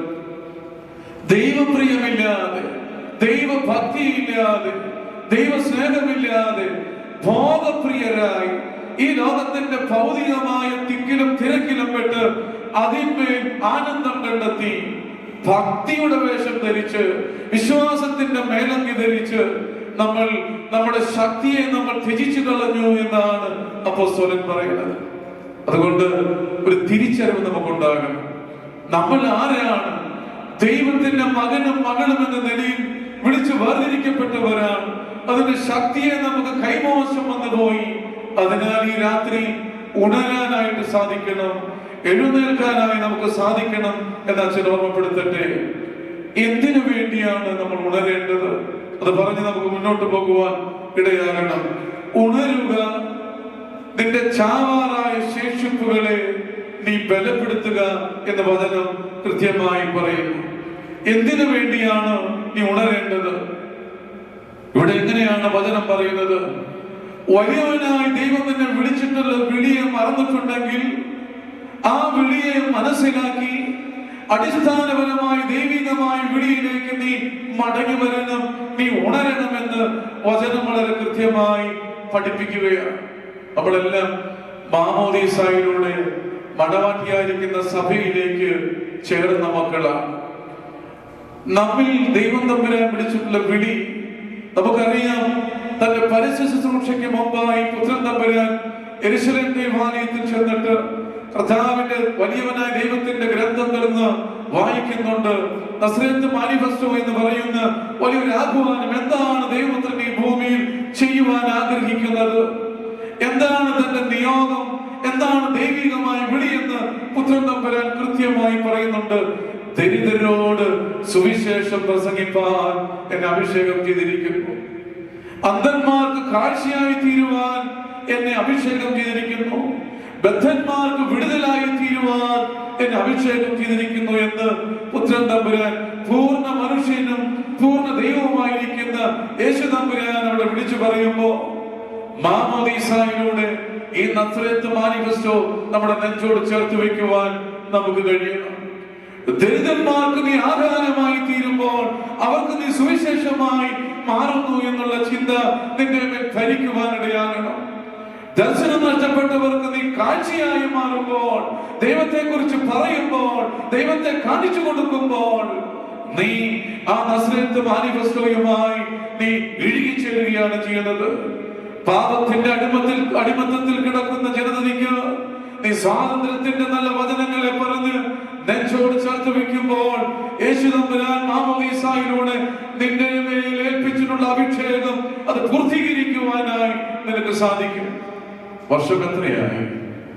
40, 30, 60, 50 അങ്ങനെ വിവിധങ്ങളായ ആയുസിന്റെ തലങ്ങളിൽ നമ്മൾ മുന്നോട്ട് പോവുകയാണ്. ദൈവമക്കളെ, നമുക്ക് നമ്മുടെ ജീവിതത്തിൽ ജീവനുണ്ട് എന്ന പേരുണ്ടെങ്കിലും മരിച്ചവരാണോ അത് പുനഃപരിശോധിക്കുവാൻ സാധിക്കുക. ഈ രാത്രി നമുക്ക് ചിന്തിക്കുവാൻ കഴിയും. ഇങ്ങനെ ഓർക്കുന്ന ഒരിക്കൽ നമ്മളെല്ലാ കുർബാനയും കൈക്കസൂരി കൊടുക്കുന്ന ഒരു അനുഭവം ഉണ്ട് അല്ലേ? പരസ്പരം നിങ്ങൾക്ക് എല്ലാവർക്കും സമാധാനം ഉണ്ടായിരിക്കട്ടെ. ആ സമാധാനം ശുശ്രൂഷകർ ത്രോണോസിൽ നിന്നും വൈദികളിൽ നിന്നും വാങ്ങി തിരികെ ആളുകൾക്ക് നൽകും. അങ്ങനെ ഒരു അമ്മച്ചിക്ക് ഇങ്ങനെ കൈക്കസൂരി കിട്ടിയപ്പോ ഒരു തമാശയുടെ സംഭവം ഓർക്കുകയാണ്. ആ വലതുവശത്തേക്ക് തിരിഞ്ഞപ്പോൾ ഒരു രക്ഷയില്ല കൊടുക്കാൻ. അപ്പോ പറ്റിയ ആളല്ല. ഇടതുവശത്തേക്ക് നിന്നപ്പോൾ അവിടെ പറ്റിയ ആളല്ല. അമ്മച്ചൻ രണ്ട് കൈയും ചുമലിൽ കൊണ്ടുവന്ന് തേച്ചു എന്നിങ്ങനെ കാണുവാനായിട്ടിടയായി. കാരണം ആരുമായി നിരപ്പാകുന്നില്ല. റിക്കൺസിലിയേഷൻ എന്ന് പറയുന്നത് നമ്മുടെ ജീവിതത്തിൽ ഒരിക്കലുമില്ല. നമ്മ ഈഗോ വല്ലാതെ ഭരിക്കുകയാണ്. അച്ഛന്മാർക്ക് ഈഗോ, വൈദികർക്ക് ഈഗോ, ഒപ്പം ആളുകൾക്ക് ഈഗോ, എല്ലാവർക്കും ഈഗോയാണ്. ഞാനാണ് വലിയവൻ, ഞാൻ എല്ലാവരുടെയും മുന്നിൽ നമ്മളിങ്ങനെ പറയാറില്ലേ, പുകഴ്ച പെരുന്നാൾ എന്നൊക്കെ പറയുന്നില്ലേ, അതൊരു സെൽഫ് ഗ്ലോറിഫിക്കേഷനിലേക്ക് മാറിക്കൊണ്ടിരിക്കുന്ന ഒരു വല്ലാത്ത കാലഘട്ടം. അങ്ങനെ നമ്മൾ മാറുമ്പോ നമ്മുടെ ജീവിതത്തിൽ ജീവന്റെ അംശങ്ങളെല്ലാം ശോഷിച്ച് അതിങ്ങനെ മരിച്ച അനുഭവത്തിലേക്ക് മാറുകയാണ്. 1948 ജനുവരി 30 എന്താണ് പ്രാധാന്യം നിങ്ങൾക്കറിയാം. ഇന്ത്യയുടെ രാഷ്ട്രപിതാവായിരിക്കുന്ന ഗാന്ധിജി ബിർള മന്ദിരത്തിൽ വെച്ച് വെടിയേറ്റ് മരിച്ചു വീഴുന്നു. ആ പിറ്റേ ദിവസം അവന്റെ മൃതശരീരം, പിതാവിന്റെ മൃതശരീരം വ്യൂവിങ്ങിനായി ബിർള ഹൗസിൽ വെച്ചിരിക്കുകയാണ്. അന്നത്തെ വൈസ്രോയി ആയിരിക്കുന്ന മൗണ്ട് ബാറ്റൻ പ്രഭു അദ്ദേഹം മുന്നോട്ട് കടന്നു വരുമ്പോൾ കാണുന്ന ഒരു കാഴ്ചയുണ്ട്. അന്നത്തെ പ്രധാനമന്ത്രി ആയിരിക്കുന്ന ജവഹർലാൽ നെഹ്റുവും രാഷ്ട്രത്തിന്റെ മറ്റൊരു നേതാവായിരിക്കുന്ന സർദാർ വല്ലഭായ് പട്ടേലും പരസ്പരം കാണുവാനോ മുഖം കൊടുക്കുവാനോ പരസ്പരം സംസാരിക്കുവാൻ ഇട നൽകാതെ അവരുടെ ഇടയിലെ വിഭാഗീയ ചിന്താഗതികളും അവരുടെ അകൽച്ചകളും പുറമെ പ്രകടമാക്കുന്ന രീതിയിൽ അവർ ബിഹേവ് ചെയ്യുവാൻ, പെരുമാറുവാൻ ശ്രമിച്ചു. ഗാന്ധിജിയുടെ മൃതശരീരം ആ ബിർള ഹൗസിൽ അവിടെ കിടക്കുകയാണ്. ഈ മൗണ്ട് ബാറ്റൻ പ്രഭു നെഹ്റുജിനെയും വല്ലഭായ് പട്ടേലിനെ പിടിച്ചകത്ത മുറിയിലേക്ക് കൊണ്ടുപോയിട്ട് പറഞ്ഞു, ഒരു രാഷ്ട്രം നിന്ന് ഏങ്ങലടിച്ച് കരയുകയാണ്, ഒരു രാഷ്ട്രം മുഴുവൻ കണ്ണുനീരൊഴുക്കുകയാണ്. ഇനിയും നിങ്ങൾ രാഷ്ട്രീയ പാർട്ടിയുടെ പേരിൽ വലിയവനെന്നും ചെറിയവനെന്നും പറഞ്ഞ വിഭാഗീയ ചിന്താഗതികൾ കൊണ്ട് ഇന്ത്യയെ ഭരിക്കുവാനാണ് പോകുന്നതെങ്കിൽ ഇത് നാലായി വിഭജിച്ചു പോകും. അതുകൊണ്ട് ഒരു അനുരഞ്ജനമാണ് നിങ്ങൾക്ക് നല്ലതെന്ന് മൗണ്ട് ബാറ്റൻ ചാച്ചാ നെഹ്റുവിനോടും സർദാർ വല്ലഭായ് പട്ടേലിനോടും പറയുമ്പോ അവർ ഒരുമിച്ച് കൈകോർത്ത് പരസ്പരം ആശ്ലേഷിച്ചുകൊണ്ട് പുതിയ ഇന്ത്യ അതിനൊരു ശബ്ദം മാത്രമേ ഉള്ളൂ എന്ന് പറഞ്ഞ് റീകൺസിലിയേഷൻ, അനുരഞ്ജനം അവിടെ സാധ്യതമായി. അനുഗ്രഹിക്കപ്പെട്ട ദൈവമക്കളെ, എന്തുകൊണ്ടാണ് നമ്മുടെ ഇടവകകൾ ഇങ്ങനെ പിരിഞ്ഞു പോകുന്നത്? എന്തുകൊണ്ടാണ് വ്യക്തിബന്ധങ്ങളെല്ലാം ചുരുങ്ങി പോകുന്നത്? ഒന്ന് ചെറുതാവാൻ നമുക്ക് മനസ്സില്ല, ഒന്ന് കീഴ്പ്പെട്ടു കൊടുക്കുവാൻ നമുക്ക് മനസ്സില്ല, ഒരു സോറി പറയുവാൻ പോലും നമുക്ക് കഴിയുന്നില്ല. നമ്മുടെ മനസ്സ്, നമ്മുടെ ഈഗോ, നമ്മുടെ ആറ്റിറ്റ്യൂഡ് അതിന് അനുവദിക്കുന്നില്ല എന്നാണ്. ഇവിടെ എല്ലാവരും നമുക്കറിയാം, നാട്ടിലുള്ളവർ, ഇവിടെ ഉള്ളവരെല്ലാം പറയുന്നത് നമ്മുടെ കുഞ്ഞുങ്ങളെല്ലാം ഒത്തിരി ഭാരത്തിലാണ്, പ്രയാസത്തിലാണ്. അവർ പള്ളിയിൽ വരുമ്പോ എന്താ അതിന് കാരണം? പള്ളിയിൽ ആരാധനയ്ക്ക് വരുന്ന മനോഭാവമല്ല പള്ളിയിലെ പൊതുയോഗത്തിന് വരുമ്പോ, പള്ളിയിലെ കമ്മിറ്റിക്ക് വരുമ്പോ അതൊരു അഡ്മിനിസ്ട്രേറ്റീവ് ബോഡി ആയിട്ടാണ് കാണുന്നത്. ശുശ്രൂഷയാണെന്നുള്ള മനോഭാവം നമ്മിൽ നിന്ന് കൈമോശം വന്നു പോയി. ഞാനാണ് വലിയവനെന്ന ചിന്തയോടെ ദൈവരാജ്യത്തെ സമീപിക്കുമ്പോ തമ്പുരാൻ പറയുന്നു, നീ മരിച്ചവനാ, നിന്നിൽ ജീവന്റെ ശേഷിപ്പുകൾ ഇതാ ശേഷിക്കുന്നുണ്ട് എങ്കിൽ നീ ഉണരുക എന്ന വചനം പറയുകയാണ്. അതുകൊണ്ട് ദൈവസന്നിധിയിലേക്ക് ദൈവം മാമോദീസായിലൂടെ കർത്താവിന്റെ പുരോഹിതൻ പിതാവിന്റെയും പുത്രന്റെയും പരിശുദ്ധാത്മാവിന്റെയും നാമത്തിൽ വിളിച്ചു വേർതിരിച്ച അതേ അനുഭവത്തിലേക്ക്, അടിസ്ഥാനപരമായ ദൈവത്തിന്റെ വിളിയിലേക്ക് ഉണരുവാൻ, എഴുന്നേൽക്കുവാൻ നമുക്ക് സാധിക്കണം. കഴിഞ്ഞ ദിവസം ഓർമ്മപ്പെടുത്തി, ഉൽപ്പത്തി മുതൽ വെളിപാട് വരെ പഠിക്കുമ്പോ അവിടെ എല്ലാം ദൈവം കാലാകാലങ്ങളിൽ മനുഷ്യനെ, പ്രവാചകന്മാരെ എല്ലാം വിളിച്ചു വേർതിരിച്ച് യഥാസ്ഥാനത്താക്കുന്ന അനേക സംഭവങ്ങളെ അച്ഛൻ വെളിപ്പെടുത്തുകയുണ്ടായി. അപ്പോ നമ്മെ വിളിച്ചിട്ടുള്ള വിളിയിൽ പൂർണ്ണമായും നമ്മ ദൈവസന്നിധിയിൽ ഒന്ന് സമർപ്പിച്ച് പ്രാർത്ഥിക്കാൻ, നീ ഒന്ന് ഉണർന്ന് ആ വിളിക്ക് യോഗ്യമായ വിധത്തിൽ 100% നീ ഒന്ന് തല താഴ്ത്തി കൊടുത്താൽ ഏത് പ്രതിസന്ധിയുടെ നടുവിലും തമ്പുരാൻ നിന്നെ വഴി നടത്തുമെന്നുള്ളതാണ്. അബ്രഹാമിന്റെ ജീവിതം അതല്ലേ പഠിപ്പിക്കുന്നത്. പുറപ്പാട് പുസ്തകം 12-ാം അധ്യായം 1 മുതൽ താഴേക്ക് വായിക്കുമ്പോൾ തേരഹിന്റെ മകനായ അബ്രഹാമിനെ വലിയവനായി ദൈവം വിളിച്ചു വേർതിരിക്കുന്നുണ്ട്. അബ്രഹാമേ, നീ ചാർച്ചക്കാര ബന്ധുമിത്രാദികളെല്ലാം വിട്ട്, ദേശത്തെ വിട്ട് ഞാൻ കാണിപ്പാനിരിക്കുന്ന ദേശത്തേക്ക് നീ പോകുക. അത് തന്നെയാണ് സങ്കീർത്തനം 45-ാം അധ്യായം 10-11 വാക്യത്തിൽ പരിശുദ്ധ അമ്മയോട് കോരഹിന്റെ പുത്രന്മാർ പറഞ്ഞത്. നോക്കുക, കേൾക്കുക, ചെവി ചായ്ക്കുക, നീ നിന്റെ പിതൃഭവനത്തെ വിട്ട് മണവാളന്റെ കൂടെ നീ പോകുക എന്ന് പറഞ്ഞത് അത് തന്നെയാണ് പ്രിയരെ. അങ്ങനെയെങ്കിൽ തേരഹിന്റെ മകനായിരിക്കുന്ന അബ്രഹാം ഇതാ കർത്താവിന്റെ വചനത്തിന് ചെവി കൊടുത്ത് അവൻ ജീവന്റെ മാർഗത്തിലൂടെ അവൻ സഞ്ചരിക്കുകയാണ്. അബ്രഹാം എന്ന് പറയുന്ന പേരിന്റെ അടുത്ത് ശ്രേഷ്ഠനായ പിതാവെന്നാണ്. എന്നാൽ അവനെ വിളിച്ച അടിസ്ഥാനപരമായ ആ വിളിയിൽ അവൻ കീഴ്പ്പെട്ട് പ്രാർത്ഥിച്ച് ഏൽപ്പിച്ചു കൊടുക്കുമ്പോ അബ്രഹാം പിന്നീട് അബ്രഹാമായി ബഹുജനതകളുടെ പിതാവായി മാറിയത് ഞാനും നിങ്ങളും മനസ്സിലാക്കുന്നു. അതുകൊണ്ട് സ്ഥാനമാനങ്ങൾ പോലും ഒന്ന് ഏൽപ്പിച്ചു കൊടുത്താൽ മാറ്റപ്പെടും, പരിവർത്തനം ചെയ്യും. ഞാനും നിങ്ങളും ഇന്ന് കാണുന്ന അനുഭവത്തിലല്ല, മറ്റൊരു തലത്തിലേക്ക്, വളർച്ചയുടെ അനുഭവത്തിലേക്ക് തമ്പുരാൻ ഒന്ന് കീഴ്പ്പെട്ടു കൊടുത്താൽ, നീ ഒന്ന് ഏൽപ്പിച്ചു കൊടുത്താൽ, നീ ഒന്ന് മാനസാന്തരത്തിന്റെ അനുഭവത്തിലേക്ക് വന്നാൽ ദൈവമക്കളെ പേര് പോലും മാറ്റും. നിന്റെ മകനെ, തലമുറയെ നാളുകളോളം ഇത് അനേക രാജ്യങ്ങൾക്ക് ഇത് ഉയർത്തപ്പെടുമെന്ന്, രാജ്യങ്ങൾ ഉയർത്തപ്പെടുമെന്ന് ഉൽപ്പത്തി പുസ്തകം തന്നെ സാക്ഷീകരിക്കുകയാണ്. അതുകൊണ്ട് ഈ രാത്രി അബ്രഹാമിനെ വിളിച്ച ദൈവം നിന്നെയും വിളിക്കുകയാണ്. നീ ദേശത്തെ വിടുക, ചാർച്ചക്കാരെ വിടുക എന്ന് പറഞ്ഞാൽ കുടുംബം വിട്ട് യാത്ര ചെയ്യണമെന്നല്ല പറയുന്നത്. ദൈവബന്ധത്തിന് വിരോധമായി, ദൈവികമായ കാഴ്ചപ്പാടുകൾക്ക് എതിരായി നീ നെഞ്ചോട് ചേർത്ത് വെച്ചിരിക്കുന്ന ചില ബന്ധങ്ങളില്ലേ, ചില മനോഭാവങ്ങളില്ലേ, ചില ആറ്റിറ്റ്യൂഡ്സ്, അതിനോട് യാത്ര പറയാതെ ദൈവം നിന്റെ കൂടെ സഞ്ചരിക്കുകയില്ല. ഇനിയും വിട്ടുകൊടുക്കാത്ത അനേകരുണ്ട്, ഇനിയും പിടിവിടാത്ത അനേകരുണ്ട്, ഇനിയും സമർപ്പിക്കാത്ത അനേകരുണ്ട്. ദൈവമക്കളെ, ഞാൻ ഒരു രസകരമായ സാക്ഷ്യം കൂടി പറയും. 2 ദിവസം ഇങ്ങനെ പറഞ്ഞുകൊണ്ടാണ് ഇതൊക്കെ പറയുന്നത്. ഞാൻ ശുശ്രൂഷ ചെയ്ത മറ്റൊരു ദൈവാലയത്തിൽ, അവിടെ ഇങ്ങനെ ഈ ഹാർവസ്റ്റ് ഫെസ്റ്റിവലിന് ആണ്ടുതോറും ആദ്യഫല ലേലം എന്ന് പറയുന്ന ഒന്നുണ്ട്. ആദ്യഫലം കളക്ട് ചെയ്യുന്ന രസമാണ്. അവിടെ അച്ഛനെ ഒരു ജീപ്പനെടുത്തി കൊണ്ടുപോകും. ഓരോ വീടിന്റെ മുറ്റത്ത് ചെല്ലുമ്പോൾ അവിടെ വാഴക്കൊല, റബ്ബർ ഷീറ്റ്, എല്ലാ കാര്യങ്ങളും അവിടെ വെച്ചിരിക്കും. ജീപ്പേല് എടുത്തു വെച്ച് കൊണ്ടുവരും. പിറ്റേ ദിവസം വാനിൽ വന്ന് കൊണ്ടുവരും. അങ്ങനെ ആറൂർ മേരിഗിരി പള്ളി, അവരാരും ഉണ്ടെങ്കിൽ അവരോട് ക്ഷമിക്കണം, ആ പള്ളിയിലെ വികാരിയായിരുന്ന സമയത്ത് അവിടെ മണ്ണത്തൂർ എന്ന് പറയുന്ന ഒരു ദേശം നിങ്ങൾക്കറിയാം. വലിയ കുന്നും മലയൊക്കെയുള്ള ഒരു രാജ്യമാണ്. നമ്മുടെ ഇടപ്പള്ളിയാണ് ചോദിച്ചിട്ട്, ഇടവകയാണ്, ദേശമാണ്. അവിടെ ഈ ആദ്യഫല ലേലത്തിനായിട്ട് എന്നെ കൊണ്ടുപോകുന്ന സമയത്ത് ജീപ്പിൽ, പഴയ വില്ലീസ് എന്ന് പറയുന്ന ജീപ്പ്, ഒരു പെട്രോളിന്റെ ജീപ്പ്, നിങ്ങൾക്കറിയാം, ചെറിയ ജീപ്പാണ്. അതിൽ 4, 5, 6 പേരാണ് കയറുകയുള്ളൂ. ഇപ്പൊ കുന്നും മലകളും ചില സ്ഥലത്ത് ടാറിച്ചിട്ടില്ല. അങ്ങനെയുള്ള സ്ഥലത്തേക്ക് ഇത് പോകുമ്പോൾ ഞാൻ കുർബാന കഴിഞ്ഞു, സെമിത്തേരിൽ പോയി പ്രാർത്ഥിച്ചിട്ട് വന്നു. അച്ഛാ, നമുക്ക് പോകാം, ആദ്യഫലം കളക്ട് ചെയ്യാൻ പോകാം. വളരെ തീക്ഷ്ണമായി എല്ലാവരും ഇടിച്ചു കയറി. ഡ്രൈവറുടെ സീറ്റിൽ പിന്നിൽ ഞാൻ തൊട്ട് ചേർന്നിരിക്കുന്നു. അതിന്റെ ഇപ്പുറത്ത് എന്റെ പള്ളിയിലെ ട്രസ്റ്റി, പുള്ളി അവസാനം വന്ന് കയറിയത്. ട്രസ്റ്റി കഴിഞ്ഞ് ഒരു മനുഷ്യനും കൂടി ഇരിക്കുകയാണ്. ഇപ്പോ ആകെ 3 പേർക്ക് ഇരിക്കാനുള്ള സ്ഥലമുണ്ട്. ഇപ്പൊ 4 പേർ ഇടിച്ച് തൂങ്ങിയിരിക്കുകയാണ്. ട്രസ്റ്റി കയറിയിരിക്കുന്നത് വലിയ രസമാണ്. ട്രസ്റ്റിയുടെ കയ്യിൽ ഒരു ബാഗ് ഉണ്ട്, അത് ഇങ്ങനെ കഷത്ത് വെച്ചിട്ടുണ്ട്. കയ്യിൽ ഒരു കൂട്ടം താക്കോലുമുണ്ട്. അദ്ദേഹം പുതുതായി ചാർജെടുത്ത എന്റെ ശരീരത്തിലേക്ക് എന്നെ വേദനിപ്പിക്കാതെ ഇങ്ങനെ ബാലൻസ് ചെയ്ത് നിൽക്കുകയാണ്. വണ്ടി ചെരിയുമ്പോൾ പുള്ളി ചെരിയും, പുള്ളി നേരെ അവൻ നോക്കും.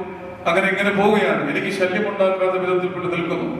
അപ്പൊ ഒരു കുന്നിലേക്ക്, ഒരു മലയ മുകളിലേക്ക് കയറുന്നതിന് മുന്നേ ഒരു വലിയ വളവും കുന്നുമായി കയറ്റമായി ഒരു സ്ഥലം. വണ്ടി ഇങ്ങനെ വീശി വേഗത്തിൽ എടുക്കുമ്പോ വണ്ടി ഓട്ടോമാറ്റിക്കലി നിന്നുപോയി, എഞ്ചിൻ നിന്നുപോയി. വണ്ടി പയ്യെ പിറകിലേക്ക് വരുന്നു. വണ്ടി ചവിട്ടി നിർത്താൻ നമുക്ക് സാധിക്കുന്നില്ല. ഒരു പ്രായത്തിൽ നിർത്തി, വീണ്ടും സ്റ്റാർട്ട് ചെയ്യും. വണ്ടി ഇങ്ങനെ പോകും, വണ്ടി നിൽക്കും, പിറകിലേക്ക് വരും. ഇത് വലിയ ശല്യമായി. കൃത്യസമയത്ത് ഇതെല്ലാം നിർത്തേണ്ടതാണ്, ഇതെല്ലാം പര്യവസാനിക്കേണ്ടതാണ്. ആദ്യഫല ലേലങ്ങളെല്ലാം കളക്ട് ചെയ്യേണ്ടതാണ്. സർ, ഞാൻ നമുക്ക് പ്രാർത്ഥിച്ച് ഒന്നോടെ എടുക്കാൻ പറഞ്ഞു, സ്റ്റാർട്ട് ചെയ്യാൻ പറഞ്ഞു. വണ്ടി സ്റ്റാർട്ട് ചെയ്തു. വണ്ടി ഇതുപോലെ കയറ്റത്തിലേക്ക് കയറുന്നതിന് മുമ്പ് വണ്ടി ഒന്ന് ചെരിയുമ്പോ വണ്ടി നിന്നു പോവുകയാണ്.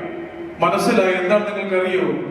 ഈ ട്രസ്റ്റിക്ക് കയ്യിലുള്ള താക്കോലും കയ്യിലുള്ള ബാഗും കാരണം പുള്ളിക്ക് പിടിക്കാൻ പറ്റുന്നില്ല, എന്നെയും ചാരാൻ പറ്റുന്നില്ല. അതുകൊണ്ട് പുള്ളി ചെയ്യുന്നത് ചാടി ഇവിടെ സ്റ്റോപ്പ് എന്ന് പറയുന്ന ഡാഷ്ബോർഡിൽ ഒരു നോബുണ്ട്, അതിൽ ഒരു ഒറ്റ പിടി പിടിക്കും, വണ്ടി മുന്നോട്ട് പോകില്ല, എഞ്ചിൻ ഓഫായി വണ്ടി അവിടെ നിന്ന് പോകും.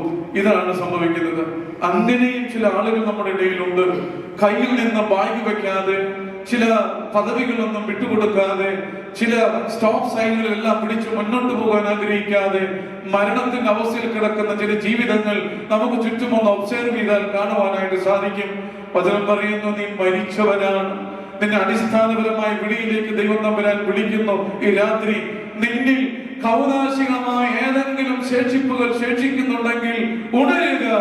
നീ ഉണർന്നെഴുന്നേറ്റ് നിന്നെ വിളിച്ചിട്ടുള്ള വിളിയിലേക്ക് ചെവിയോർത്ത് ഏൽപ്പിച്ചു കൊടുക്കുവാൻ സാധിക്കണമെന്ന് അച്ഛൻ വളരെ വേഗത്തിൽ പറഞ്ഞു പോകട്ടെ. ദൈവം ഒരു മനുഷ്യനെ വിളിക്കുമ്പോ അവിടെ അതിന് കൃത്യമായ ഒരു മറുപടി നമ്മൾ കൊടുക്കണം. അതിന്റെ മറുപടി എന്ന് പറയുന്ന ഒബീഡിയൻസ് ആണ്. സുറിയാനി സഭ പിതാക്കന്മാർ അനുസരണയെ കുറിച്ച് വലിയേക്കാൾ അത് ശ്രേഷ്ഠമെന്ന് പറയുമ്പോൾ തമ്പുരാൻ പറയുന്നത് കൃത്യമായി അനുസരിക്കുവാൻ ബാധ്യസ്ഥരാണ് വിളി കേൾക്കുന്ന ആളുകൾ. എന്താണ് അബ്രഹാമോട് പറഞ്ഞത്? ഒന്ന്, leave your country, your land and family, നിന്റെ ദേശത്തെയും രാജ്യത്തെയും വിടുക എന്നാണ് പറയുന്നത്. രണ്ടാമത് പറയുന്നു, നീ പോകേണ്ടത് ഞാൻ കാണിപ്പാനിരിക്കുന്ന ദേശത്തേക്ക് പോകുവാൻ കഴിയണം. അപ്പൊ ഈ രണ്ട് കാര്യങ്ങളും, രണ്ട് ആവശ്യങ്ങളും ഈ അബ്രഹാം പിതാവ് കൃത്യമായി അവൻ അതിനെ മനസ്സിലാക്കി, കൃത്യമായി അതിനെ ജീവിതത്തിൽ നിറവേറ്റി. അങ്ങനെ അവൻ മുന്നോട്ട് പോയി എന്നാണ് പറയുന്നത്. പിതാവ് അത് അപ്രകാരം അനുസരിച്ചു ജീവിതത്തിന്റെ അവസാനം വരെയും. അതുകൊണ്ട് എന്താണ് സംഭവിച്ചത്? അവന്റെ ജീവിതത്തിൽ പ്രതിസന്ധി വന്നപ്പോ, ഭാരം വന്നപ്പോ എല്ലാം തമ്പുരാൻ അവനോട് കൂടെ ഇരുന്നു. ഒരു നാളിൽ കമലയുടെ തോപ്പിൽ അവൻ ഇരുന്ന് വിഷണ്ണനായിരിക്കുമ്പോ ദൈവത്തിന്റെ ദൂതൻ വന്നവരോട് സംസാരിക്കുന്ന, എന്താണ് നിന്റെ പ്രതിസന്ധി? ഞങ്ങൾക്കൊരു കുഞ്ഞില്ല. അബ്രഹാമോട് പറയുന്നു, അടുത്ത ആണ്ടിൽ ഇതേ സമയത്ത് ഞാൻ വരുമ്പോ നിനക്കൊരു കുഞ്ഞിനെ ഇതാ സ്വർഗം നൽകുമെന്ന് പറയുമ്പോ അകത്തിരുന്ന ഒരാൾ, ഓ ഇപ്പൊ നടന്നതാന്ന് പറഞ്ഞ് കളിയാക്കിയില്ലേ? ആരാ കളിയാക്കിയത്?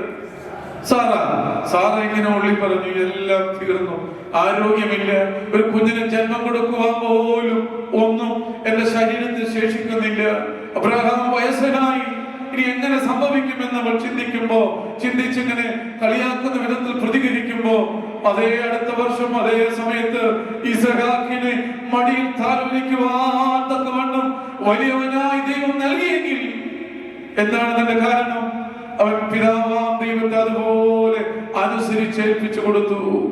ദേശത്തെ വിട്ടു. ദൈവത്തിന് വിരോധമായി അവൻ നെഞ്ചത്ത് ചേർത്ത് വെച്ചിരുന്ന എല്ലാത്തിനെയും അവൻ വിടുകയാണ്, അവൻ ഉപേക്ഷിക്കുകയാണ്.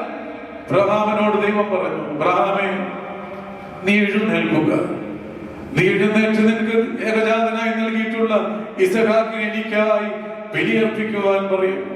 ദൈവമക്കളെ, അത് നമ്മൾ ഇങ്ങനെ പല അതിനെക്കുറിച്ചുള്ള പഠനങ്ങളും ലേഖനങ്ങളും പഠിക്കുമ്പോൾ കരഞ്ഞു തീർത്തിയിട്ടല്ലാതെ അബ്രഹാമിന്റെ മാനസികാവസ്ഥ ഒരിക്കലും വായിച്ചു തീർക്കുവാൻ നമുക്ക് കഴിയില്ല. അതുപോലെ ഇതാ ജീവിതത്തിന്റെ സായം സന്ധിയിൽ അദ്ദേഹത്തിന് ലഭിച്ച ഇസഹാക്ക് വാത്സല്യം കൊടുത്ത് നെഞ്ചോട് ചേർത്ത് വെച്ച് തന്റെ അസ്ഥികളും തന്റെ ശരീരവും ഉണങ്ങി ചുരുങ്ങിയ ആ വാർദ്ധക്യത്തിന്റെ അഭയാനതയിൽ ഇസഹാക്കിനെ നെഞ്ചോട് ചേർത്ത് വെക്കുമ്പോ അബ്രഹാമിന് എന്ത് സന്തോഷമാണ്! അവന്റെ ഹൃദയം തുടിക്കുന്നില്ലേ? സാറ അവനെ മുലയൂട്ടുമ്പോ, അവനെ ചേർത്ത് വെക്കുമ്പോ, കൈക്ക് പിടിക്കുമ്പോ, മൂർധാവി ചുംബിക്കുമ്പോ എത്ര സ്നേഹവും വാത്സല്യവുമാണ് ആ മൂന്ന് പേരും ചേർന്ന് അനുഭവിക്കുന്നത് അബ്രഹാമിന്റെ കൂടാരത്തിൽ. എന്നാൽ നിങ്ങൾക്കറിയുമോ, അബ്രഹാമിന്റെ രാവിലെ ഒരു ദിവസം രാവിലെ ഇവൻ ഇസഹാക്കിനെ ബലി കഴിക്കുവാൻ ദൈവം പറയുമ്പോ അനുസരിക്കുന്നു. അവന്റെ ഹൃദയത്തിൽ യാതൊരു ചഞ്ചലതയും നാം ദർശിക്കുന്നില്ല, വായിക്കുന്നില്ല. അതിരാവിലെ എഴുന്നേറ്റ് ഇവൻ ഇതാ കഴുതയ്ക്ക് കോപ്പിട്ടുകൊണ്ട് തന്റെ സേവകന്മാരെ വിളിച്ചുകൊണ്ട് ആ മലയിലേക്ക് പോകുന്ന യാത്ര നിങ്ങൾ ഹൃദയത്തിൽ ധ്യാനിക്കുക. അവിടെ ഇങ്ങനെ കാണുന്നുണ്ട്, അബ്രഹാം ആ ബലിപീഠത്തിന് തൊട്ടു മുമ്പായി എത്തുന്നതിന്, മലയുടെ മുകളിലേക്ക് എത്തുന്നതിന് മുമ്പായി തന്നെ കൂടെ യാത്ര ചെയ്ത സേവകരോട് പറയുന്നു, ഇങ്ങനെ പറയുന്നു, നിങ്ങൾ ഇവിടെ നിൽപ്പീൻ, ഞാനും ഇതാ ഇസഹാക്കും പോയി ബലിയർപ്പിച്ചിട്ട് മടങ്ങി വരാം എന്ന് പറയുന്നു. തമ്പുരാൻ എന്നാണ് അബ്രഹാം ആവശ്യപ്പെട്ടത്? അബ്രഹാമേ, നീ നിന്റെ ഏകജാതനായിരിക്കുന്ന ഇസഹാക്കിനെ മോറിയാ മലയുടെ നടുവിൽ എനിക്കായി ബലിയർപ്പിക്കണം, അവനെ മരണത്തിന് ഏൽപ്പിച്ചു കൊടുക്കണം. ഇസഹാക്ക് ഇത് വേദനയോടെ, അബ്രഹാം വേദനയോടെ ഇത് കേൾക്കുമ്പോ ഉള്ളിൽ ചഞ്ചലിപ്പുണ്ടെങ്കിലും പുറമെ കാണിക്കാതെ തന്റെ കൂടെ വന്ന ആളുകളോട് പറയുകയാണ്, ഞാനും കുഞ്ഞും കൂടി ബലിയർപ്പിച്ച് ആരാധിച്ചിട്ട് ഞങ്ങൾ ഒരുമിച്ച് മടങ്ങി വരാം. അതാണ് വിശ്വാസം എന്ന് പറയുന്നത്. നമ്മളാണെങ്കിൽ പറയൂ, ഇസഹാക്ക് അവിടെ നഷ്ടപ്പെടും, അബ്രഹാം തന്നെ തിരിച്ചു വരും. അബ്രഹാമിനറിയാം ഇസഹാക്ക് ഒരു നാളും നഷ്ടപ്പെടുകയില്ല എന്ന്. അബ്രഹാമിനറിയാം അവൻ ദൈവത്തിന്റെ വിളിക്ക് ചെവി കൊടുത്ത് കീഴ്പ്പെട്ട് പോന്നവനാണെന്ന് അബ്രഹാമിനറിയാം. ഒരു ശ്രേഷ്ഠനായ പിതാവ് എന്ന നിലയിൽ നിന്നും ബലിജാതികളുടെ പിതാവ് എന്ന നിലയിലേക്ക് അവനെ വളർത്തുമെന്നറിയാം. ബലിപീഠങ്ങളെല്ലാം ക്രമീകരിച്ചു. ഇസഹാക്കിന്റെ കൈകളും കാലുകളും കെട്ടി അതിന്മേൽ വെക്കുന്നതിന് മുമ്പ് ആ യാത്രക്കിടയിൽ ഇസഹാക്ക് ചോദിക്കുന്ന ഒരു ചോദ്യമുണ്ടപ്പ, ഇത് വിറകുണ്ട്, തീയുണ്ട്, ബലിവസ്തു എവിടെ? അവിടെ അബ്രഹാം പറഞ്ഞൊരു വചനമുണ്ടല്ലോ, ദൈവം കരുതിക്കൊള്ളുമെന്ന്. ഇന്നും എന്നെ നടത്തുന്നത് ആ വചനമാണ്, നിന്നെ നടത്തേണ്ടതും ആ വചനമാണ്, നിന്റെ കുഞ്ഞുങ്ങൾക്ക് നീ കൈമാറി കൊടുക്കേണ്ടതും തന്നെയാണ്. God will provide, യഹോവ കരുതിക്കൊള്ളുമെന്നുള്ള വചനം തലമുറ കൈമാറാതെ അബ്രഹാം ഈ സന്തതികൾ ഇന്ന് ഇത് മരിച്ചവനെ പോലെ ആയിട്ടുണ്ടെങ്കിൽ വചനം പകർന്നു കൊടുക്കുക. മകനെ, കുഞ്ഞെ, അബ്രഹാമിന്റെ ദൈവം നിന്നെ വഴി നടത്തുമെന്ന് പറയാൻ, കരുതുമെന്ന് പറയുവാൻ നമുക്ക് സാധിക്കണം. ബലിപീഠത്തിന്മേൽ കിടത്തി വലിയ വാളെടുത്ത് ഇസഹാക്കിനെ തുണ്ടം തുണ്ടമായി മുറിക്കുന്നതിന് മുമ്പ് ഒരു വാളെടുത്ത് അറുത്ത് മുറിക്കാൻ തുടങ്ങുമ്പോൾ അബ്രഹാമേ, ബാലന്റെ മേൽ കൈവയ്ക്കരുത്. ദൈവമക്കളെ, ഇസഹാക്കിനെ തിരികെ ലഭിച്ചവൻ മടങ്ങി വരികയാണ്. അബ്രഹാമിനറിയാം കയ്യിലിരിക്കുന്ന വാള് കൊണ്ട് ഇസഹാക്കിനെ തുണ്ടം തുണ്ടമായി അറുത്ത് മുറിച്ചാലും താഴെ കിടക്കുന്ന കല്ലുകളിൽ നിന്ന് മക്കളെ നൽകുവാൻ ശക്തനാണ് വിളിച്ച ദൈവമെന്ന് അവന് വിശ്വസ്തയോട് അവൻ അറിഞ്ഞു. അവൻ കീഴ്പ്പെട്ടു. ദൈവമക്കളെ, ഈ രാത്രി മരിച്ച അനുഭവത്തിൽ ആരെങ്കിലും കടന്നു വന്നിട്ടുണ്ടെങ്കിൽ ഏൽപ്പിച്ചു കൊടുക്കുവാൻ നമുക്ക് സാധിക്കണം. പൂർണ്ണമായി ജീവിതത്തിന്റെ മുക്കിലും മൂലയിലും നമ്മുടെ മനസ്സിന്റെ ഓരോ മുഖ കോർണറിലും നമുക്ക് ദൈവത്തിന് ഇടം നൽകുവാനായി നമുക്ക് സാധിക്കണം. അതുകൊണ്ട് ദൈവം നമ്മെ വിളിച്ചിട്ടുള്ളൊരു വിളിയുണ്ട്. 2 കൊരിന്ത്യർക്കെഴുതിയ ലേഖനം 6-ാം അധ്യായം 14 അതിന്റെ 15, 16, 17 വാക്യങ്ങൾ ഇങ്ങനെയാണ് അവിടെ കാണുന്നത്. നാം മാമോദീസായിലൂടെ സെറ്റപ്പാർട്ട് ചെയ്തവരാണ്, മാമോദീസായിലൂടെ വേർപെട്ടവരാണ്. നമ്മെ വേർപെടുത്തിയ ഒരു വിശ്വാസ ജീവിതത്തിന്റെ വഴിയിൽ നമ്മൾ നിർത്തിയിരിക്കുകയാണ്.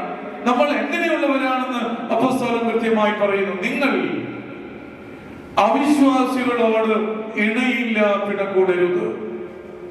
നീതിക്കും അധർമ്മത്തിനും തമ്മിൽ എന്തൊരു ചേർച്ച, വെളിച്ചത്തിനും ഇരുളിനും എന്തൊരു ചേർച്ച. അവരുടെ നടുവിൽ നീ ആയിരിക്കുമ്പോ വേർപെട്ടിരിപ്പീൻ, അശുദ്ധമായതൊന്നും തുടരുത്.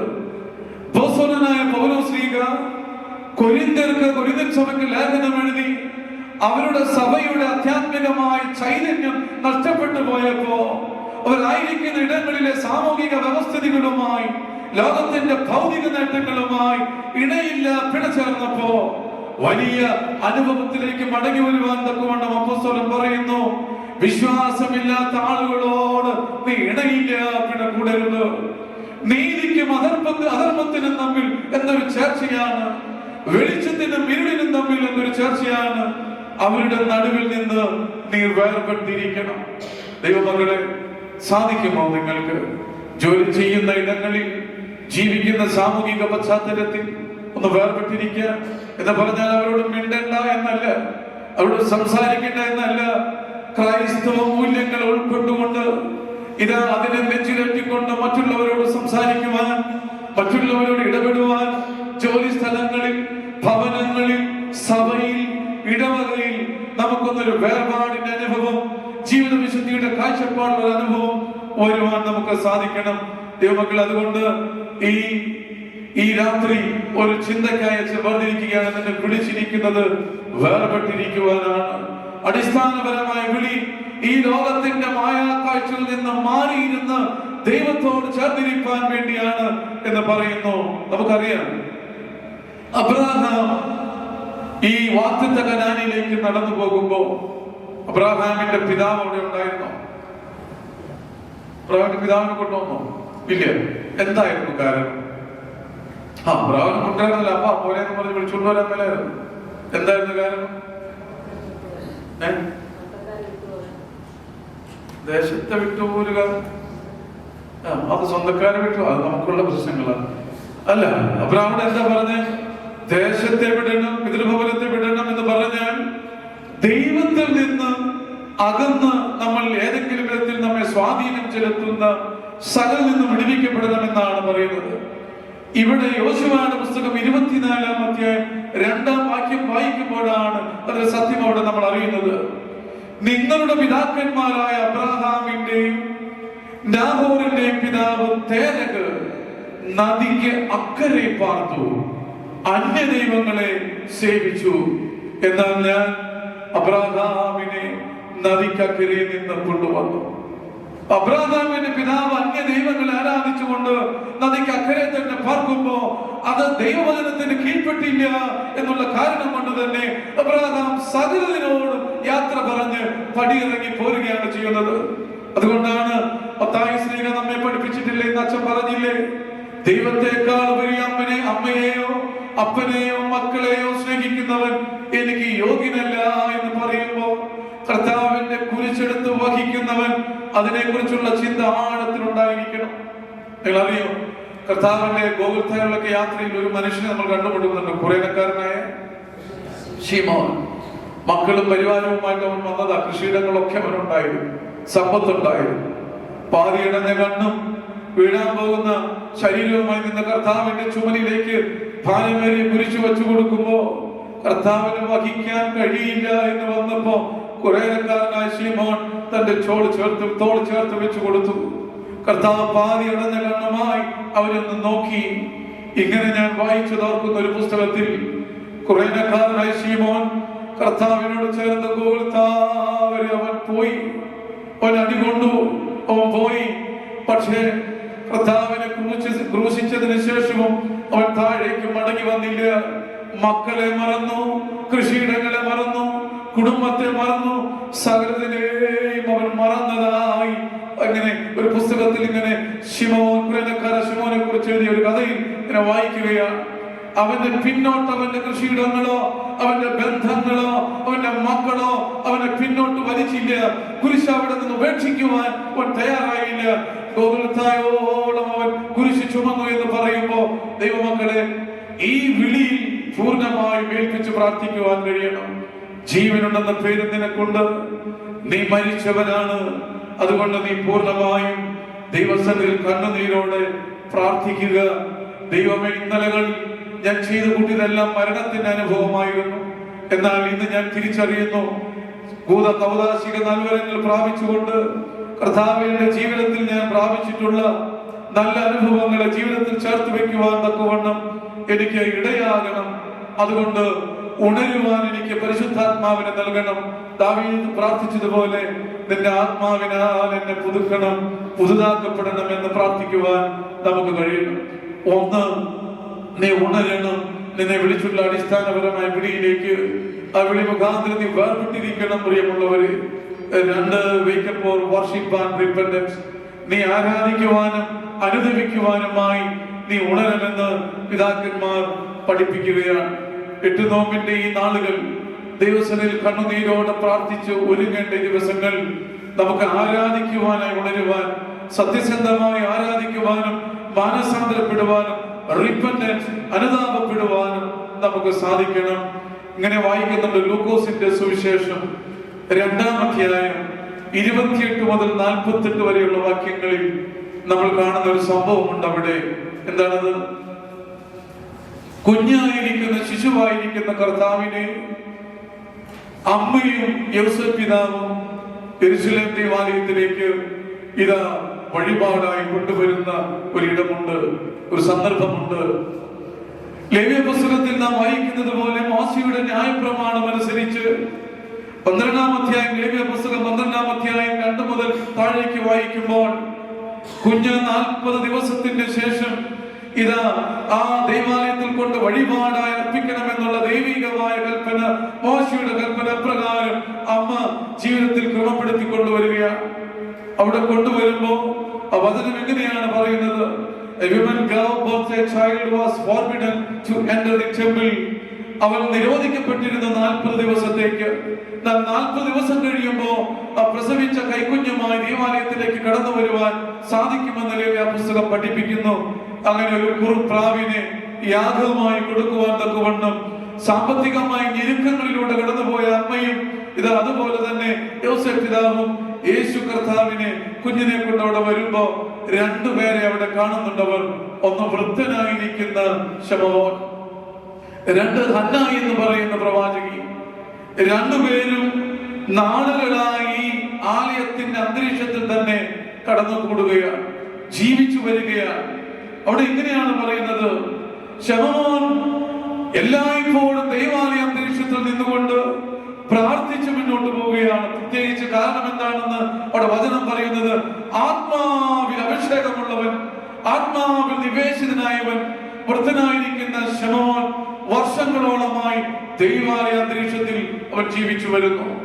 ഹന്ന വൈദ്യവിദ്യയിലാണ്, ഭർത്താവ് മരിച്ചൊരു സ്ത്രീയാണ്, പ്രവാചകിയാണ്. അവളും ദൈവാലയ അന്തരീക്ഷത്തിൽ തന്നെ കഴിയുകയാണ്. അവർക്ക് ഒരേ ഒരു ലക്ഷ്യമാണ്, 2 പേർക്കും ഒരേ ഒരു ലക്ഷ്യം. എന്താണ് അവരുടെ ലക്ഷ്യം? ഈ ലോകത്തിന്റെ വിമോചകനെ മുഖാമുഖം കാണണം.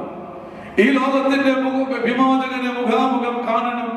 അവനെ കയ്യിലൊന്നെടുക്കണം, അവനെ മാറോട് ചേർക്കണം, അവനെ വാത്സല്യത്തോട് സ്നേഹിക്കണം. അത് മാത്രമാണ് അവരുടെ അടിസ്ഥാനപരമായ ലക്ഷ്യം. ദൈവമക്കളെ, ദൈവാലയ അന്തരീക്ഷത്തിൽ വർഷാന്തരങ്ങൾ കാത്തുനിന്ന ശമോനും ഹന്നയും 2 പേരുടെ ലക്ഷ്യം അതായിരുന്നു. ഇപ്പൊ ദൈവാലയത്തിൽ വരേണ്ട വിശ്വാസികളുടെ അടിസ്ഥാനപരമായ ലക്ഷ്യം എന്താണ്? പദവികളാണോ? അല്ല. സ്ഥാനമാനങ്ങളാണോ? അല്ല. നമ്മുടെ സെൽഫ് ഗ്ലോറിഫിക്കേഷൻ ആണോ? എന്നെ പുകഴ്ത്തുവാൻ എന്റെ വാഹനത്തെ, ആഠ്യത്വത്തെ, സ്ഥാനമാനങ്ങളെ സ്വയം പുകഴ്ചയായി മാറുകയാണോ? അല്ല. നമ്മൾ ദൈവാലയത്തിൽ വരേണ്ടത് 2 കാര്യങ്ങൾക്കാണ്. ഒന്ന്, വിമോചകനെ മുഖാമുഖം ദർശിക്കുവാനും ആ അനുതാപത്തിന്റെ അനുഭവത്തിൽ തന്റെ ജീവിതത്തെ ആ ഗോകുൽത്തായുടെ ക്രൂശിന്റെ ചൂട്ടിൽ വെച്ച് കൊടുക്കുവാനും ആയിട്ടായിരിക്കണം ദൈവാലയത്തിൽ ആരാധനയ്ക്കും കുർബാനയ്ക്കുമായി നീ വരേണ്ടത്. ഹന്നയെ പോലെ, ശമോനെ പോലെ വർഷാന്തരങ്ങളായി ഞാനും നിങ്ങളും ദൈവാലയത്തിൽ ഇങ്ങനെ വന്നിരിക്കുന്നു.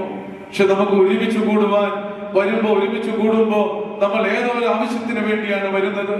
നമ്മെ തന്നെ ഉയർത്തിക്കാട്ടുവാനാണോ? നമ്മുടെ കാര്യങ്ങളുടെ സാധ്യതമാക്കുവാൻ വേണ്ടിയാണോ? അതോ യേശു കർത്താവിനെ ഇതാ തിരുശരീര രക്തത്തെ മുഖാമുഖം ദർശിച്ച് ആ ഭാഗ്യം അത് അനുഭവിക്കുവാൻ വേണ്ടിയാണോ എന്നുള്ളൊരു ചിന്ത അച്ഛൻ നിങ്ങളുമായി വെളിപ്പെടുത്തിയെന്ന് മാത്രം. ഇങ്ങനെയാണ് പറയുന്നത്, നീതിമാൻ ഇസ്രായേലിന്റെ ആശ്വാസത്തിനായി കാത്തിരുന്നവൻ കർത്താവിനെ കാണാതെ മരണം കാണുകയില്ല എന്ന് വിശ്വസിച്ചിരുന്നവൻ യേശു കർത്താവിനെ ആ ജീവിതഭാരങ്ങളുടെ നടുവിൽ അവൻ കാണുന്നു. അവൻ കർത്താവിനെ കയ്യിൽ ഏറ്റെടുത്ത് അവൻ ഇങ്ങനെ പറയുകയാണ്, നീ സകല ജാതികൾക്കും മുമ്പാകെ ഒരുക്കിയിട്ടുള്ള രക്ഷയെ എന്റെ കണ്ണ് കണ്ടു എന്ന് ശമോൻ വിളിച്ചു പറയുന്നു. യേശു കർത്താവിനെ നെഞ്ചോട് ചേർത്ത് വെച്ചിട്ട് പറയുകയാണ്, സകല ജാതികൾക്കും വേണ്ടി ഒരുക്കിയ സമഗ്രമായ വിമോചനത്തെ, ആ രക്ഷയെ എന്റെ കണ്ണ് കണ്ടല്ലോ എന്ന ആശ്വാസത്തോടെ മരണത്തെ സ്വീകരിക്കാൻ ശമോൻ തയ്യാറായി. ദൈവമക്കളെ, ഓരോ കുർബാനകളും അങ്ങനെയാകണം. ദൈവം ഒരുക്കി വെച്ചിട്ടുള്ള രക്ഷയെ കാണുന്നതാകണം വിശുദ്ധ ആരാധനയിലുള്ള പങ്കാളിത്തം എന്ന് പറയുന്നത്. നാം നമ്മുടെ പ്രാർത്ഥനകൾ എന്ന പ്രകടനങ്ങളായി മാറിക്കൊണ്ടിരിക്കുകയാണ്. അത് ഒരു സ്റ്റേജ് പെർഫോമൻസ് ആയി മാറിക്കൊണ്ടിരിക്കുന്ന ഈ കാലഘട്ടത്തിൽ പ്രാർത്ഥിക്കുമ്പോ, ആരാധിക്കുമ്പോ, കുർബാനയുടെ ഭാഗമായി തീരുമ്പോ നുറുക്കപ്പെടണം. കർത്താവിന്റെ ശരീരം നുറുക്കപ്പെട്ടതുപോലെ ഗലീല കടലിന് അക്കരെ വിശുദ്ധ നടന്നു വന്ന ജനതയ്ക്ക് ഭക്ഷണമായി തീർന്നതുപോലെ നമ്മുടെ ശരീരവും ആയുസ്സും തലമുറയ്ക്കും നമ്മുടെ മക്കൾക്കും ഇടവകയ്ക്കും സഭയ്ക്കും ആയി നുറുക്കപ്പെടുവാൻ വിധിക്കപ്പെട്ടവരും വിളിക്കപ്പെട്ടവരുമാണ് ഞാനും നിങ്ങളും. സാധിക്കുന്നുണ്ടോ? ഉണരുക. നിന്നിലുള്ള ചാവാറായ ശേഷിപ്പുകളെ ഇതാ ശക്തിപ്പെടുത്തുക എന്ന് വചനം പറയുന്നു. രണ്ടാമത് അവൻ ചെയ്തത് എന്താണെന്നറിയോ? യെരൂശലേമിന്റെ വീണ്ടെടുപ്പുകാരനെ കുറിച്ച് പ്രസംഗിച്ചു എന്നാണ് പറയുന്നത്. ഹന്നയും ശമൂവേലും. ഒന്നവൻ വിളിച്ചു പറയുന്നു, ലോകത്തിന്റെ മുന്നിൽ ഒരുക്കിയിട്ടുള്ള രക്ഷയെ കർത്താവേ, എന്റെ കണ്ണുകൊണ്ട് ഞാൻ കണ്ടല്ലോ, എന്റെ കണ്ണത് ദർശിച്ചല്ലോ, ആ ഭാഗ്യം എനിക്കുണ്ടായല്ലോ. രണ്ടാമത് പറയുന്നു, യെരൂശലേമിന്റെ വീണ്ടെടുപ്പുകാരനെ കുറിച്ച് അവൻ പ്രസംഗിക്കുവാനായി തുടങ്ങി. അതുകൊണ്ട് ഈ രണ്ട് നിയോഗങ്ങളും നമ്മിലുണ്ട്. 8 നോമ്പ് മുഖാന്തരം ആരാധനയ്ക്ക് വരുമ്പോ, പള്ളി വരുമ്പോ യേശു കർത്താവിനെ കാണുക മാത്രമല്ല, ജാതികൾക്ക് മുമ്പിൽ ഈ ലോകത്തിന്റെ വിമോചനത്തിന് വേണ്ടി ഒരുക്കിയിട്ടുള്ള രക്ഷയെ കർത്താവിന്റെ തിരുശരീരത്തിലൂടെ കാണുവാൻ കഴിയണം. കണ്ടാൽ മാത്രം പോരാ, അനുതാപത്തിന്റെ അനുഭവത്തിൽ വന്നിട്ട് യെരൂശലേമിന്റെ വീണ്ടെടുപ്പുകാരനെ കുറിച്ച് പ്രസംഗിക്കുവാൻ നീ നിയോഗിക്കപ്പെട്ടവളാണ്, നിയോഗിക്കപ്പെട്ടവനാണ്. അതുകൊണ്ട് ഈ രാത്രി ധ്യാനത്തിനായി പ്രാർത്ഥിച്ചൊരുങ്ങുന്നതിന് മുമ്പ് നിന്റെ മുന്നിൽ ഒരുക്കി വെച്ചിട്ടുള്ള രക്ഷയെ കർത്താവിന്റെ സന്നിധിയിൽ കാണുവാൻ സാധിക്കണം. നമുക്കറിയാം, നമ്മളൊക്കെ സാധാരണ നമ്മുടെ ജീവിതത്തിൽ ദുഃഖങ്ങളും വിഷമങ്ങളും ഒക്കെ വരുമ്പോ നമ്മൾ ദൈവത്തിൽ നിന്ന് അകന്നു പോകുന്ന ഒരു പ്രവണത കാണുവാൻ സാധിക്കും. ഇവിടെ ഒന്ന് ആലോചിച്ച് നോക്കുക. വർഷാന്തരങ്ങൾ കാത്തിരുന്ന ശമൂവേലും വിധവയായിരിക്കുന്ന നാളുകൾ വിധവയായിരിക്കുന്ന ചെറുപ്പത്തിലെ വിധവയായി തീർന്ന ഹന്നയും അവരൊരിക്കലും അവരുടെ വേദനകളുടെ നടുവിൽ ഒരു വിധവ എന്ന് പറയുന്ന അന്നത്തെ സമൂഹം ഒരു നാളും അക്സെപ്റ്റ് ചെയ്തിരുന്നില്ല. ഹീനമായി കണ്ടിരുന്ന കാഴ്ചപ്പാടുകളാണ് അന്നത്തെ സാമൂഹിക വ്യവസ്ഥയിൽ ഉണ്ടായിരുന്നത്. ആ കാലഘട്ടത്തിൽ പോലും അവൾ ആലയത്തിൽ നിന്ന് അവൾ മാറി നിന്നില്ല, പ്രാർത്ഥനയിൽ നിന്ന് അകന്നു നിന്നില്ല. ആരാധന അവളുടെ ജീവനായിരുന്നു. ആരാധിക്കുന്നതിന് അവൾക്കൊരു കാരണമുണ്ടായിരുന്നു. ആരാധന അവളുടെ ശക്തിയായിരുന്നു. അതുകൊണ്ട് ഇന്ന് ചില മക്കൾക്കൊക്കെ ജീവിതത്തിൽ കൊച്ചു കൊച്ചു പ്രതിസന്ധി വരുമ്പോ പ്രാർത്ഥിക്കേണ്ട, ആരാധിക്കേണ്ട, പള്ളിയിൽ നിന്ന് അകന്നു പോകുന്നു. ചിലരെല്ലാം ദൈവത്തിൽ നിന്ന് അകന്നു പോകുന്നു, ദൈവത്തോട് ചോദ്യം ചെയ്യുന്നു, ദൈവത്തിന്റെ കൽപ്പനകളിൽ നിന്ന് അകന്നു പോകുന്നു. ഗോകുൽത്തായിലേക്ക് ചേർത്ത് നിൽക്കാൻ വിധിക്കപ്പെട്ട മക്കളൊക്കെ ഇന്ന് കുരിശിൽ നിന്ന് അകന്നകന്ന് മാറിക്കൊണ്ടിരിക്കുകയാണ്. ദൈവമക്കളെ, ചിന്തിക്കുക. കഷ്ടതകൾ വരുമ്പോ, വേദന വരുമ്പോ, ദുഃഖം വരുമ്പോ അകലുകയല്ല ചെയ്യേണ്ടത്, അകന്ന് മാറുകയല്ല ചെയ്യേണ്ടത്, അടുത്തു നിൽക്കുവാൻ സാധിക്കണം. നമ്മുടെ നൊമ്പരങ്ങളുടെ നടുവിൽ അടുത്തു നിൽക്കുവാൻ സാധിക്കണം. നാട്ടിൽ നിന്ന് PR പെർമനന്റ് ആയിട്ട് വന്നൊരു ഫാമിലി ആന്റി ചോദിക്കുകയുണ്ടായ കുഞ്ഞിന് എങ്ങനെയുണ്ടെന്ന്. എന്റെ ഇടവകയിലെ കുഞ്ഞാണ്. അവൾക്ക് ജോലി കിട്ടിയ പിറ്റേ ദിവസം ചെറിയ പെയിൻ ഉണ്ടായി. അവളെ വിവിധങ്ങളായ ഒബ്സർവേഷൻ നടത്തി ക്യാൻസർ ആണെന്ന് വിധി എഴുതി ഡോക്ടർ. ഇപ്പൊ വളരെ ഹസ്ബൻഡ് ജോലിയിലേക്ക് വന്നില്ല, കുഞ്ഞുങ്ങളെല്ലാം കുടിക്കുഞ്ഞുങ്ങളാണ്. ഒത്തിരി ദുഃഖങ്ങളായി. മുന്നോട്ട് എങ്ങനെ പോകുമെന്നറിയാൻ കഴിയില്ല. അങ്ങനെ നിൽക്കുമ്പോ അവൾ എന്നോട് പറഞ്ഞു, അച്ഛാ എങ്ങനെ പോകുന്നറിയില്ല, എനിക്കിത് ഈ ഗതി വന്നല്ലോ, എനിക്കിങ്ങനെ കൊണ്ടുവരുവാൻ, എന്റെ ജീവിതത്തിൽ ഇങ്ങനെ വരുവാൻ എന്താണ് കാരണം? ഒന്ന് പച്ച പിടിക്കാനായി വന്നതാണ്, ഒന്ന് എഴുന്നേറ്റ് നിൽക്കാൻ പോലും സാധിച്ചില്ലല്ലോ. ഞാനൊരു കോഴ്സ് എടുത്തുകൊണ്ടിരിക്കുകയാണ്, എന്താണ് എനിക്കിങ്ങനെ സംഭവിച്ചത്? ആ കുഞ്ഞ് ദൈവികമായ ബന്ധത്തിൽ നിന്ന് അകന്നു പോകുന്നത് പോലെ നമുക്ക് തോന്നി. എന്നാ ഞാൻ അവളോട് പറഞ്ഞു, മോളെ നീ ബലത്തോടെ നിൽക്കുക. അബ്രഹാമിനെ വിളിച്ച ദൈവം വിശ്വസ്തനാണെങ്കിൽ താഴെ കിടക്കുന്ന കല്ലുകളിൽ നിന്ന് മക്കളെ നൽകുവാൻ സാധിക്കുമെന്ന് അബ്രഹാം വിശ്വസിച്ചെങ്കിൽ നിന്റെ രോഗത്തിന് സൗഖ്യം നൽകുവാൻ തക്കവണ്ണം നിന്നെ ചികിത്സിക്കുന്ന ഡോക്ടർമാരുടെ നിരൂപണങ്ങളും ചിന്തകളും പരിശുദ്ധാത്മാവിനാൽ നിയന്ത്രിക്കപ്പെടുമെന്ന് നീ പൂർണ്ണമായും വിശ്വസിക്കുക. ഇന്ന് അവൾക്ക് ആശ്വാസമായി.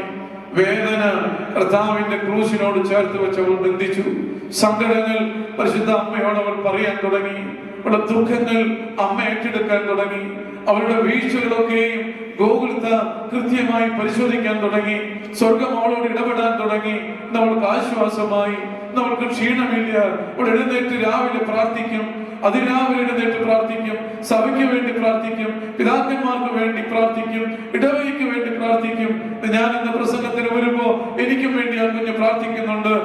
ഓർമ്മപ്പെടുത്തട്ടെ, ഓരോ രോഗങ്ങളും ഭാരങ്ങളും നിന്നെ ഒന്നൊന്നായി വേട്ടയാടുമ്പോ, നിരാശ വേട്ടയാടുമ്പോ, കുടുംബജീവിതത്തിൽ അസ്വസ്ഥത ഉണ്ടാകുമ്പോ, ജീവിത പങ്കാളി അകന്നു പോകുമ്പോ, കുഞ്ഞുങ്ങൾക്ക് തീരാവ്യാധികൾ വരുമ്പോ, മറ്റുള്ളവരാൽ അപമാനിക്കപ്പെടുമ്പോ, മറ്റുള്ളവരാൽ ചെറുതായി ലോകത്തിന്റെ മുന്നിൽ നീ ചെറുതാക്കപ്പെടുമ്പോ നീ ഓർക്കുക, നീ ഗോകുലത്തായിലേക്ക് ചേർന്ന് നിൽക്കുക. അവൻ എത്ര അപമാനിക്കപ്പെട്ടു. താടി രോമങ്ങൾ പിച്ചി ചീന്തിയില്ലേ, മുഖത്ത് തുപ്പിയില്ലേ, വേശ്യയുടെ മകനെന്ന് വിളിച്ചില്ലേ, ചുങ്കക്കാരുടെയും പാപിയുടെയും കൂട്ടുകാരനെന്ന് വിളിച്ചില്ലേ. അതുപോലെ എന്റെ കർത്താവ് അപമാനിക്കപ്പെട്ടില്ലേ. ഈ രാത്രി മാനസാന്തരപ്പെടുക മക്കളെ. നിന്റെ ജീവിതത്തിൽ ഏതെങ്കിലും കൗദാശിക നൽവരം വഴിയായി ലഭിച്ചിട്ടുള്ള ശേഷിപ്പുകൾ ഉണ്ട് എങ്കിൽ ശക്തിപ്പെടുത്തുക. നീ ഉണരുക, നിന്റെ വിശ്വാസത്തിലേക്ക് ഉണരുക. നീ ഇത് ആരാധനയ്ക്കും മാനസാന്തരത്തിനുമായി. ഒറ്റ കാര്യം പറഞ്ഞ് അവസാനിപ്പിക്കാൻ, ധ്യാനിക്കാൻ നമുക്ക്. മിലാൻ എന്ന് പറയുന്ന ഇറ്റലിയിലെ മനോഹരമായിരിക്കുന്ന സിറ്റി, അവിടുത്തെ മനോഹരമായ ലോകത്തിലെ പ്രശസ്തമായ ദേവാലയം, അത് പണിത് കൂദാശയ്ക്ക് മുമ്പായി അന്നത്തെ അവിടുത്തെ ബിഷപ്പ് ലിയാനോട് ആവശ്യപ്പെട്ടു, കർത്താവിന്റെ മനോഹരമായിരിക്കുന്ന അന്ത്യത്താഴം, ലാസ്റ്റ് സപ്പർ മനോഹരമായി വരച്ചൊരു ഫോട്ടോ എനിക്ക് നൽകണം. അത് പള്ളിയിൽ വെക്കുവാൻ വേണ്ടിയാണ്. ലോക പ്രശസ്തനായിരിക്കുന്ന ചിത്രകാരൻ 3 വർഷമെടുത്തു ആ പടം പൂർത്തീകരിക്കുവാൻ വേണം. പ്രാർത്ഥിച്ചു, നോമ്പെടുത്ത് അവനിങ്ങനെ പടത്തിന്റെ ഓരോ ഭാഗങ്ങളും ആദ്യം തിരുവത്താഴം തിരുമേശ ഒരുക്കുന്ന മുറി അവൻ മനോഹരമായി വരച്ചു.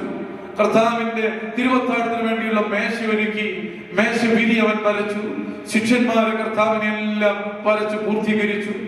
എന്നിട്ട് തന്റെ കൂട്ടുകാരനോട് പറഞ്ഞു, വന്ന് കാണുക, എങ്ങനെയുണ്ടെന്നൊന്ന് പറയുക. കൂട്ടുകാരൻ വന്നു. 3 വർഷത്തെ അത്യധ്വാനമാണ്. മനോഹരമായിരിക്കുന്ന ആ പിക്ചർ ലോകത്തിലെ ഏറ്റവും പ്രശസ്തമായ പള്ളിയിലേക്ക് വയ്ക്കുവാനുള്ളതാണ്. ആ കൂട്ടുകാരൻ വന്നിട്ട് ആ മനോഹരമായ ചിത്രം നോക്കിയിട്ട് പറഞ്ഞു, അതിമനോഹരമായിരിക്കുന്നു. പക്ഷേ കർത്താവിന്റെ കയ്യിലിരിക്കുന്ന പാനപാത്രമുണ്ടല്ലോ, അത് അതിലും മനോഹരമാണ്. എന്ത് മനോഹരമാണ് കർത്താവിന്റെ കയ്യിലിരിക്കുന്ന കാസ പാനപാത്രം. ദൈവമക്കളെ, ലിയാനോ ഡാ വിഞ്ചി ബ്രഷിൽ മഷിയെടുത്തിട്ട് കാസ അപ്പം തന്നെ മായ്ച്ചു കളഞ്ഞു. അപ്പോൾ കൂട്ടുകാരൻ ചോദിച്ചു, എന്താണ് നീ ഇത് മായ്ച്ചു കളഞ്ഞത്? 3 വർഷത്തെ അധ്വാനമല്ലേ? 3 വർഷത്തെ രാത്രികളെ പകലാക്കി നോമ്പെടുത്ത് ഉപസ്ഥിതി വരച്ചതല്ലേ? മനോഹരമായ ചിത്രത്തിൽ നീ എന്താണ് ചെയ്തത്? അവൻ പറഞ്ഞു, എന്റെ കർത്താവിനേക്കാൾ വലുതായി ഈ ചിത്രത്തിൽ മറ്റൊന്നും പാടില്ല. എന്റെ കർത്താവിനേക്കാൾ മനോഹരമായി ഈ ചിത്രത്തിൽ ഒന്നും പാടില്ല. അതുകൊണ്ട് അവനത് മായ്ച്ചു കളഞ്ഞു എന്ന് ചരിത്രം രേഖപ്പെടുത്തുകയാണ്. ദൈവമക്കളെ, ഈ രാത്രി ക്രിസ്തുവിനേക്കാൾ വലുതായി ഒന്നും നമ്മുടെ ജീവിതത്തിൽ പാടില്ലട്ടോ. നമുക്ക് യേശുവിൽ നിന്ന് അകറ്റുന്ന സകലതിനെയും വീക്ഷിക്കുവാൻ നമുക്ക് സാധിക്കണം. അതുകൊണ്ട് വെളിപാട് പുസ്തകം 3-ാം അധ്യായം 1 മുതൽ 2 മുതൽ 3 വരെയുള്ള വാക്യങ്ങൾ വായിക്കുമ്പോൾ പറയുന്നുണ്ട്, നീ ജീവനുള്ളവനെങ്കിലും മരിച്ചവനാണ്. നിനക്ക് ജീവനുണ്ടെന്ന പേരുണ്ട്, നീ മരിച്ചവനാണ്. ഉണരുക, ചാവാറായ ശേഷിപ്പുകളെ നീ ഇത് ശക്തിപ്പെടുത്തുക എന്ന്. ഈ രാത്രി നമുക്ക് ധ്യാനത്തിനായി പ്രാർത്ഥനയോടെ ഒരുങ്ങാം. ഇരിക്കുന്ന സ്ഥാനത്ത് നമുക്ക് എണീക്കാം. എല്ലാവർക്കും അറിയാവുന്ന ഒരു പാട്ട് പ്രിയപ്പെട്ട അച്ഛനോട് ചേർന്ന് നമുക്ക് പാടുവാൻ ഇടയാകണം. എണീക്കാം, ദൈവസന്നിധിയിൽ കണ്ണുകളടച്ച് പൂർണ്ണമായി നമുക്ക് ഏൽപ്പിച്ച് പ്രാർത്ഥിക്കാം.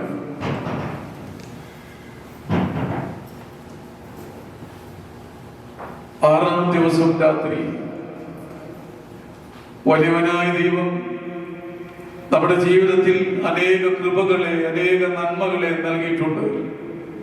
യാതൊരു യോഗ്യത ഉണ്ടായിട്ടല്ല, എന്നാൽ യോഗ്യത നോക്കാതെ അവൻ നിങ്ങളെ ചേർത്ത് പരിപാലിച്ചു വരുന്നു. ജനിക്കുന്ന മകനെ, മകളെ, ഭാഗ്യമായ കണ്ണുകളെല്ലാം അടയ്ക്കുക. ഇവിടെ ഗോകുൽത്തായുടെ നടുവിൽ ത്രോണോസിന്റെ മുന്നിലാണ് നിൽക്കുന്നത്. അവിടെ അമ്മയുണ്ട്, പരിമള തിരുമേനിയുണ്ട്, ഏലിയാസുദ്ദീൻ ബാവയുണ്ട്, മാലാഖമാരുടെ കൂട്ടുണ്ട്, കാവലുണ്ട്. ഇന്ന് നീ ഏതോ ഒരു വിഷയത്തിന്മേൽ കരയുന്നവോ സങ്കടപ്പെടുന്നവോ ഏൽപ്പിച്ച് പ്രാർത്ഥിക്കുവാൻ കഴിയണം. എത്ര അനവധി പീഡനങ്ങളിലൂടെ കടന്നു പോയില്ലേ തമ്പുരാൻ. ഗത്സമനയിൽ കണ്ണുനീരോടെ പ്രാർത്ഥിച്ചില്ലേ? പെസഹായ്ക്ക് ശേഷം വന്നിട്ട് അവന്റെ രക്തം വിയർപ്പ് പോലെ പുറത്തേക്ക് വന്നില്ലേ? അപ്പാ, നിനക്ക് പറ്റുമോ ഇതൊന്ന് മാറ്റിത്തരുവാൻ? അപ്പാ, പറ്റുമോ നിനക്ക് ഇതൊന്ന് ഒഴിവാക്കി തരുവാൻ? നിന്റെ ഇഷ്ടം തന്നെ സംഭവിക്കട്ടെ എന്ന് പറഞ്ഞില്ലേ? നിങ്ങൾ അങ്ങനെ പറഞ്ഞിട്ടില്ലേ? നമ്മളൊക്കെ പറഞ്ഞിട്ടില്ലേ? ജീവിതത്തിൽ ചില പ്രശ്നങ്ങൾ വന്നപ്പോ, ജീവിതത്തിന്റെ അടിത്തറ സമൂലം ഇതാ കീഴ്മേൽ മറിഞ്ഞപ്പോ നമ്മൾ പറഞ്ഞില്ലേ, ഇതാ കർത്താവേ ഒന്ന് മാറ്റിത്തരാമായിരുന്നല്ലോ, ഒന്ന് മാറ്റിത്തരാമായിരുന്നല്ലോ, ഇതൊന്ന് ഒഴിവാക്കാമായിരുന്നില്ലേ എന്ന്. ഇല്ല പ്രിയരെ, ദൈവത്തിന്റെ രക്ഷാകരമായ പദ്ധതിയിൽപ്പെട്ടതാ. പൂർണ്ണ മനുഷ്യനായി തമ്പുരാൻ പറഞ്ഞില്ലേ, ഇല്ല നിന്റെ ഇഷ്ടം തന്നെ നടക്കട്ടെ എന്ന് ഏൽപ്പിച്ചു കൊടുക്കാൻ പറ്റുമോ? ഈ രാത്രി നിന്റെ ഇഷ്ടം നടക്കുവാൻ കർത്താവ് പീലാത്തോസിന്റെ അരമനയിൽ ചാട്ടവാറും കൊണ്ട് അടിയേറ്റ് ഇതാ അർത്ഥനഗ്നനായി ഭാരമേറിയ കുരിശ് അവന്റെ ചോറിലേക്ക് വച്ചു കൊടുക്കുമ്പോ ഗോവിൽത്തായിലേക്കുള്ള വഴിയും മധ്യേ അവൻ വീണും എണീറ്റും അവൻ മുന്നോട്ട് പോകുകയാണ്. എന്തിനു വേണ്ടിയ? നിന്റെ സമഗ്രമായ വിമോചനത്തിന് വേണ്ടി. നൂറ്റാണ്ടുകൾക്ക് വേണ്ടി, നൂറ്റാണ്ടുകൾക്ക് മുമ്പ് അവൻ അടിയേറ്റത് നിന്റെ വിമോചനത്തിന് വേണ്ടിയാണ്. ധ്യാനിക്കുന്ന മകനെ, മകളെ, ഹൃദയത്തിന്റെ കണ്ണിൽ നീ ഒന്ന് കാണുക. എന്റെ കർത്താവ് ഇതാ അവൻ അലമുറയിട്ട് കരയുന്ന സ്ത്രീകളോട് പറയുന്നുണ്ട്, ഇതാ നിന്റെ മക്കളെ ചൊല്ലി കരയുക. കരയാൻ സാധിക്കുമോ? ഏതോ ഒരു വിഷയത്തിന്മേൽ നീ ഭാരപ്പെടുന്നുവോ? അതിന്മേ ഓർത്തുനിന്ന് കരയുക, മക്കളെ ഓർത്ത് കരയുക. ഹൃദയം കാഠിന്യമാക്കാതെ ഏൽപ്പിച്ചു കൊടുക്കുക. ഉണരുക, ഉണരുക, ആരാധനയ്ക്കായി ഉണരുക, അനുതാപത്തിനായി ഉണരുക, നിന്നെ വിളിച്ച വിളിയോർത്ത് ഉണരുക. വേർപെട്ടിരിപ്പാൻ തക്കവണ്ണം ഈ രാത്രി നിനക്ക് സാധിക്കുമോ? ഗോകുൽത്തായി രണ്ട് കള്ളന്മാരുടെ മധ്യേ അവൻ ക്രൂശിതനായി. അവന്റെ ശരീരം നിറയെ പാടുകളാണ്. ചാട്ടവാറിൽ ഏറെ അടിയേറ്റവനാണ്. 5 അപ്പം നുറുക്കി കൊടുത്ത കൈകൾ, കുഷ്ഠരോഗിക്ക് ചേർത്ത് നെഞ്ചോട് ചേർത്ത കൈകൾ, വേശ്യാസ്ത്രീയെ ഇതാ സൗഖ്യം കൊടുത്തറിയിച്ച സ്ത്രീ കർത്താവിന്റെ കരങ്ങൾ, ഇതാ ഗലീല കടലിനക്കരെ വന്ന് ജനതയെല്ലാം പരിപോഷിപ്പിച്ച വാത്സല്യം കൊടുത്ത കർത്താവിന്റെ കരങ്ങൾ ഇതാ ആണികളാൽ തറയ്ക്കപ്പെട്ടിരിക്കുന്നു. പ്രിയപ്പെട്ടവരെ, കടലിന് മീതെ നടന്ന കാലുകൾ, 38 വർഷം തളർന്നു കിടന്നവന്റെ അടുക്കലേക്ക് അങ്ങോട്ട് നടന്നു ചെന്ന് സൗഖ്യമാകുവാൻ മനസ്സുണ്ടോ എന്ന് ചോദിച്ച കാലുകൾ ഇതാ ക്രൂശിക്കപ്പെട്ടിരിക്കുന്നു. ആ ക്രിസ്തുവിനെ നമുക്ക് കാണാം. ക്രൂശിന്മേൽ, ക്രൂശിന്മേൽ കാണുന്നതായത് ഹൃദയം കൊണ്ട് പാടുക, ആരാധിക്കാൻ. നമുക്ക് ദൈവസന്നിധിയിൽ നമ്മുടെ സങ്കടങ്ങളെ പകർന്നുകൊണ്ട് എല്ലാവരും ചേർന്ന് നമുക്ക് ഒരുമിച്ച് ഇങ്ങനെ പാടാം.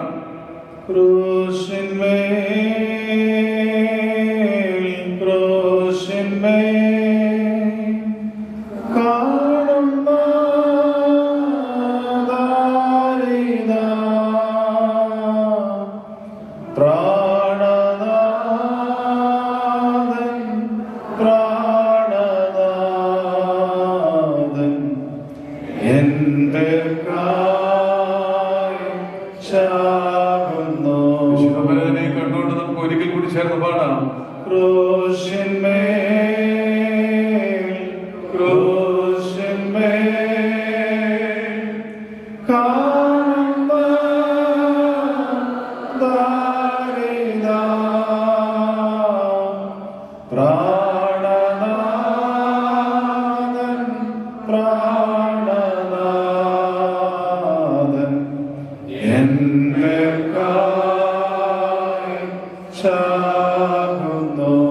ഉറച്ചു വിശ്വസിക്കുക, കർത്താവ് നിനക്ക് വേണ്ടിയാ പ്രാണൻ കൊടുത്തത്.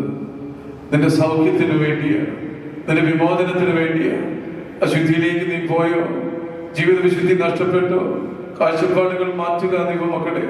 ഇന്ന് നീ അനുഭവിക്കുന്ന ഭാരങ്ങളുടെ മേൽ അമ്മ ഇപ്പം മധ്യസ്ഥത വഹിച്ചുകൊണ്ടിരിക്കുകയാണ്. നിനക്ക് വേണ്ടി പ്രാർത്ഥിക്കാൻ പോവുകയാണ്, നിന്നോട് കൂടെ പ്രാർത്ഥിക്കാൻ പോവുകയാണ്. ഉള്ളിൽ ഏങ്ങലില്ലേ, സങ്കടങ്ങളില്ലേ, രോഗങ്ങളില്ലേ, ഭാരങ്ങളില്ലേ, എല്ലാവരും വിട്ടുപോയില്ലേ, ഏകാന്തര നടുവിലല്ലേ, ജോലി മേഖലയിൽ വലിയ പ്രതിസന്ധിയില്ലേ, വിവാഹ ജീവിതത്തിൽ ചില പുഴുക്കുത്തുകളില്ലേ, ഒരുമിച്ച് മുന്നോട്ട് പോകുവാൻ കഴിയാതെ വരുന്നില്ലേ, കുഞ്ഞുങ്ങളെ എടുത്ത് ആവലാതികളില്ലേ, ആവലാതിയുടെ നടുവിലല്ലേ, സങ്കടക്കടക്കയത്തിലല്ലേ നിങ്ങൾ. ദിനവൃത്താന്ത പുസ്തകം 2-ാം അധ്യായം പറയുന്ന 7-ാം വാക്യം, ഇവിടെ വീഴുന്ന കണ്ണുനീരിന് സ്വർഗം കണ്ണു തുറന്നിരിക്കുന്നു, ഇവിടെ നിന്ന് ഉയരുന്ന പ്രാർത്ഥനയ്ക്ക് സ്വർഗം ചെവി തുറന്നിരിക്കുന്നു. എങ്കിൽ നീ നിലവിളിക്കുക, അടങ്ങിയിരിക്കരുത്, നിലവിളിക്കുക. കർത്താവേ, പാപത്തോട് ഞാൻ യാത്ര പറയുന്നു. ഉള്ളിൽ പറയുക, ഇനി ഞാൻ പാപത്തെ സ്നേഹിക്കാൻ പോകില്ല, ലോകത്തിന്റെ വഴിയിലേക്ക് പോകുകയില്ല, തിന്മയായത് ചെയ്യുകയില്ല, മദ്യപാനത്തിലേക്കും വെറുക്കത്തിലേക്കും വ്യഭിചാരത്തിലേക്കും ദൈവത്തിന്റെ ആത്മാവിനെ നശിപ്പിക്കുന്ന ഇതാ കർത്താവേ പാപകരമായ വഴികളിലേക്ക് ഞാൻ പോകുകയില്ല.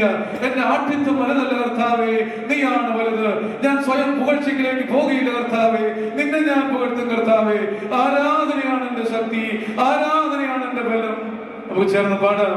പാപത്തെ സ്നേഹിക്കാൻ ഞാൻ ഇനി പോകുകയില്ല. പാപത്തെ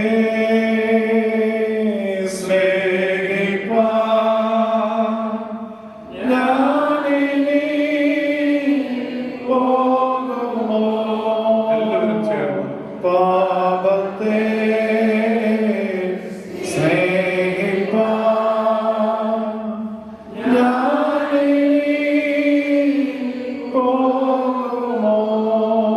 തീരുമാനമായി നമുക്ക് ചൊല്ലാം. ദൈവത്തിൻ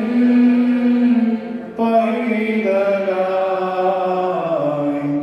ജീവിക്കും ഞാനിനി.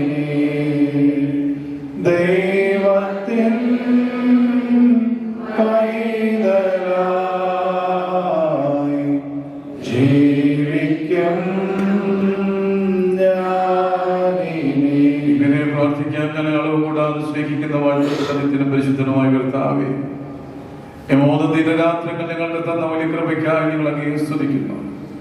കർത്താവേ, ക്രൂശിനെ ഉയർത്തുവാൻ ഞങ്ങളോട് പറഞ്ഞപ്പോ, നോക്കുക, കേൾക്കുക, ചെവി ചായ്ക്കുക എന്ന അമ്മയോട് പറഞ്ഞ വചനം ഞങ്ങൾ കേട്ടപ്പോ, നെടുവീർപ്പോടെ കരങ്ങളുടെ സ്വർഗത്തിലേക്ക് ഉയർത്താൻ എന്ന വചനം വഴി പ്രഭാതത്തിൽ ഞങ്ങൾ കേട്ടപ്പോ, ഈ രാത്രി ഉണരുക, ചാവാറായ ശിക്ഷിപ്പുകളെ ബലപ്പെടുത്താൻ ഞങ്ങളോട് വചനം നിർദ്ദേശിച്ചപ്പോ, കർത്താവെ ഞങ്ങളെ ഏൽപ്പിച്ച് പ്രാർത്ഥിക്കുന്നു. ഞങ്ങളുടെ ഇടവകളെ അനുഗ്രഹിക്കണമേ. ഞങ്ങളുടെ തിരുമേനിയെ കർത്താവെ കാത്ത് അനുഗ്രഹത്തോടെ മുന്നോട്ട് നയിക്കണമേ. ഞങ്ങളുടെ വൈദികരെ കാത്ത് സംരക്ഷിക്കണമേ. ശുശ്രൂഷ പുതിയ ദർശനബോധത്തോടെ ചെയ്തെടുക്കുവാൻ തക്കവണ്ണം ആത്മാവിൽ അഭിഷേകം ചെയ്യണമേ. വീണ്ടും തമ്പുരാൻ ഇവിടെ ആയിരിക്കുന്ന മക്കളെ ഓർത്ത് പ്രാർത്ഥിക്കുന്നു. ഭാരങ്ങളുടെ ദുഃഖങ്ങളെല്ലാം കർത്താവെ അവിടുന്ന് കാണുന്നല്ലോ. ഉൾക്കരത്തിൽ അവിടുന്ന് വഹിക്കണമേ. നാൾതോറും നിന്ന് കരുണയ്ക്കും കൃപയ്ക്കുമായി സ്തോത്രം. പിതാവിന്റെയും പുത്രന്റെയും പരിശുദ്ധരുടെയും നാമത്തിൽ തന്നെ ആമേൻ. എല്ലാവരും അനുഗ്രഹിക്കപ്പെട്ട ദൈവമക്കളെ, 3 ദിനരാത്രങ്ങൾ നമുക്ക് ഒരുമിച്ചായിരിക്കാൻ തമ്പുരാൻ തന്ന വലിയ കൃപയ്ക്കായി ദൈവത്തെ മഹത്വപ്പെടുത്തുന്നു. ഒറ്റവാക്കിൽ നന്ദി പറയുന്ന എന്നെ വിളിച്ച പ്രിയപ്പെട്ട ജോയച്ചനോടും ഇതിന്റെ ഓഫീസ് ബെയറേഴ്സിനോടുമുള്ള നന്ദിയും കടപ്പാടും സമർപ്പെടുത്തുന്നു. മറക്കരുത്, 1-ാം ദിനം നമ്മൾ കണ്ടു, എന്റെ യേശു കർത്താവിന്റെ ക്രൂശിലല്ലാതെ പ്രശംസിക്കാൻ എനിക്ക് ഇടവരരുത്. 2-ാം ദിനം കണ്ടു, മാതാവിനോട് പറഞ്ഞ അതേ വചനം ചെവി ചായ്ച്ച് ക്രിസ്തുവിനെ നോക്കി എല്ലാത്തിനെയും വിട്ട് ക്രിസ്തുവിനോട് ചേർന്ന് അമ്മയെ പോലെ നടക്കുക. 3-ാം ദിനം കണ്ടു, കൗദാശിക നൽവരങ്ങൾ പ്രാപിച്ച നമ്മൾ മരിച്ചിരിക്കുന്നത് പോലെ ആകുന്നുവെങ്കിൽ ഉണരുക, ശക്തിയെ പ്രാപിക്കുക. ദൈവം നിങ്ങളെല്ലാവരെയും അനുഗ്രഹിക്കട്ടെ. വീണ്ടും നമുക്ക് തമ്പുരാൻ അനുവദിക്കുന്നത് ഒരിക്കൽ പിന്നീട് കാണുവാനിടയാകട്ടെ എന്ന് പ്രാർത്ഥിക്കുന്നു. നിങ്ങളുടെ പ്രാർത്ഥനകൾ ബലഹീനയെയും കുടുംബത്തെയും വഹിക്കുക. ദൈവാലയത്തിൽ കാനഡയിൽ നിങ്ങൾക്കറിയാം, അതൊരു ഭദ്രാസനമായി വളരുവാൻ തക്കവണ്ണമുള്ള ക്രമീകരണങ്ങളാണ് വിവിധ തിരുമേനി ചെയ്തുകൊണ്ടിരിക്കുന്നത്. അതിന്റെ അഡ്മിനിസ്ട്രേറ്റർ എന്ന് പറയുന്ന ഒരു ശുശ്രൂഷ അച്ഛനും ഏറ്റെടുത്തിട്ടുണ്ട്. ഒരുമിച്ച് പ്രാർത്ഥിക്കാൻ നമുക്ക്. സഭ മഹത്വപ്പെടണം, സഭ ബലപ്പെടണം.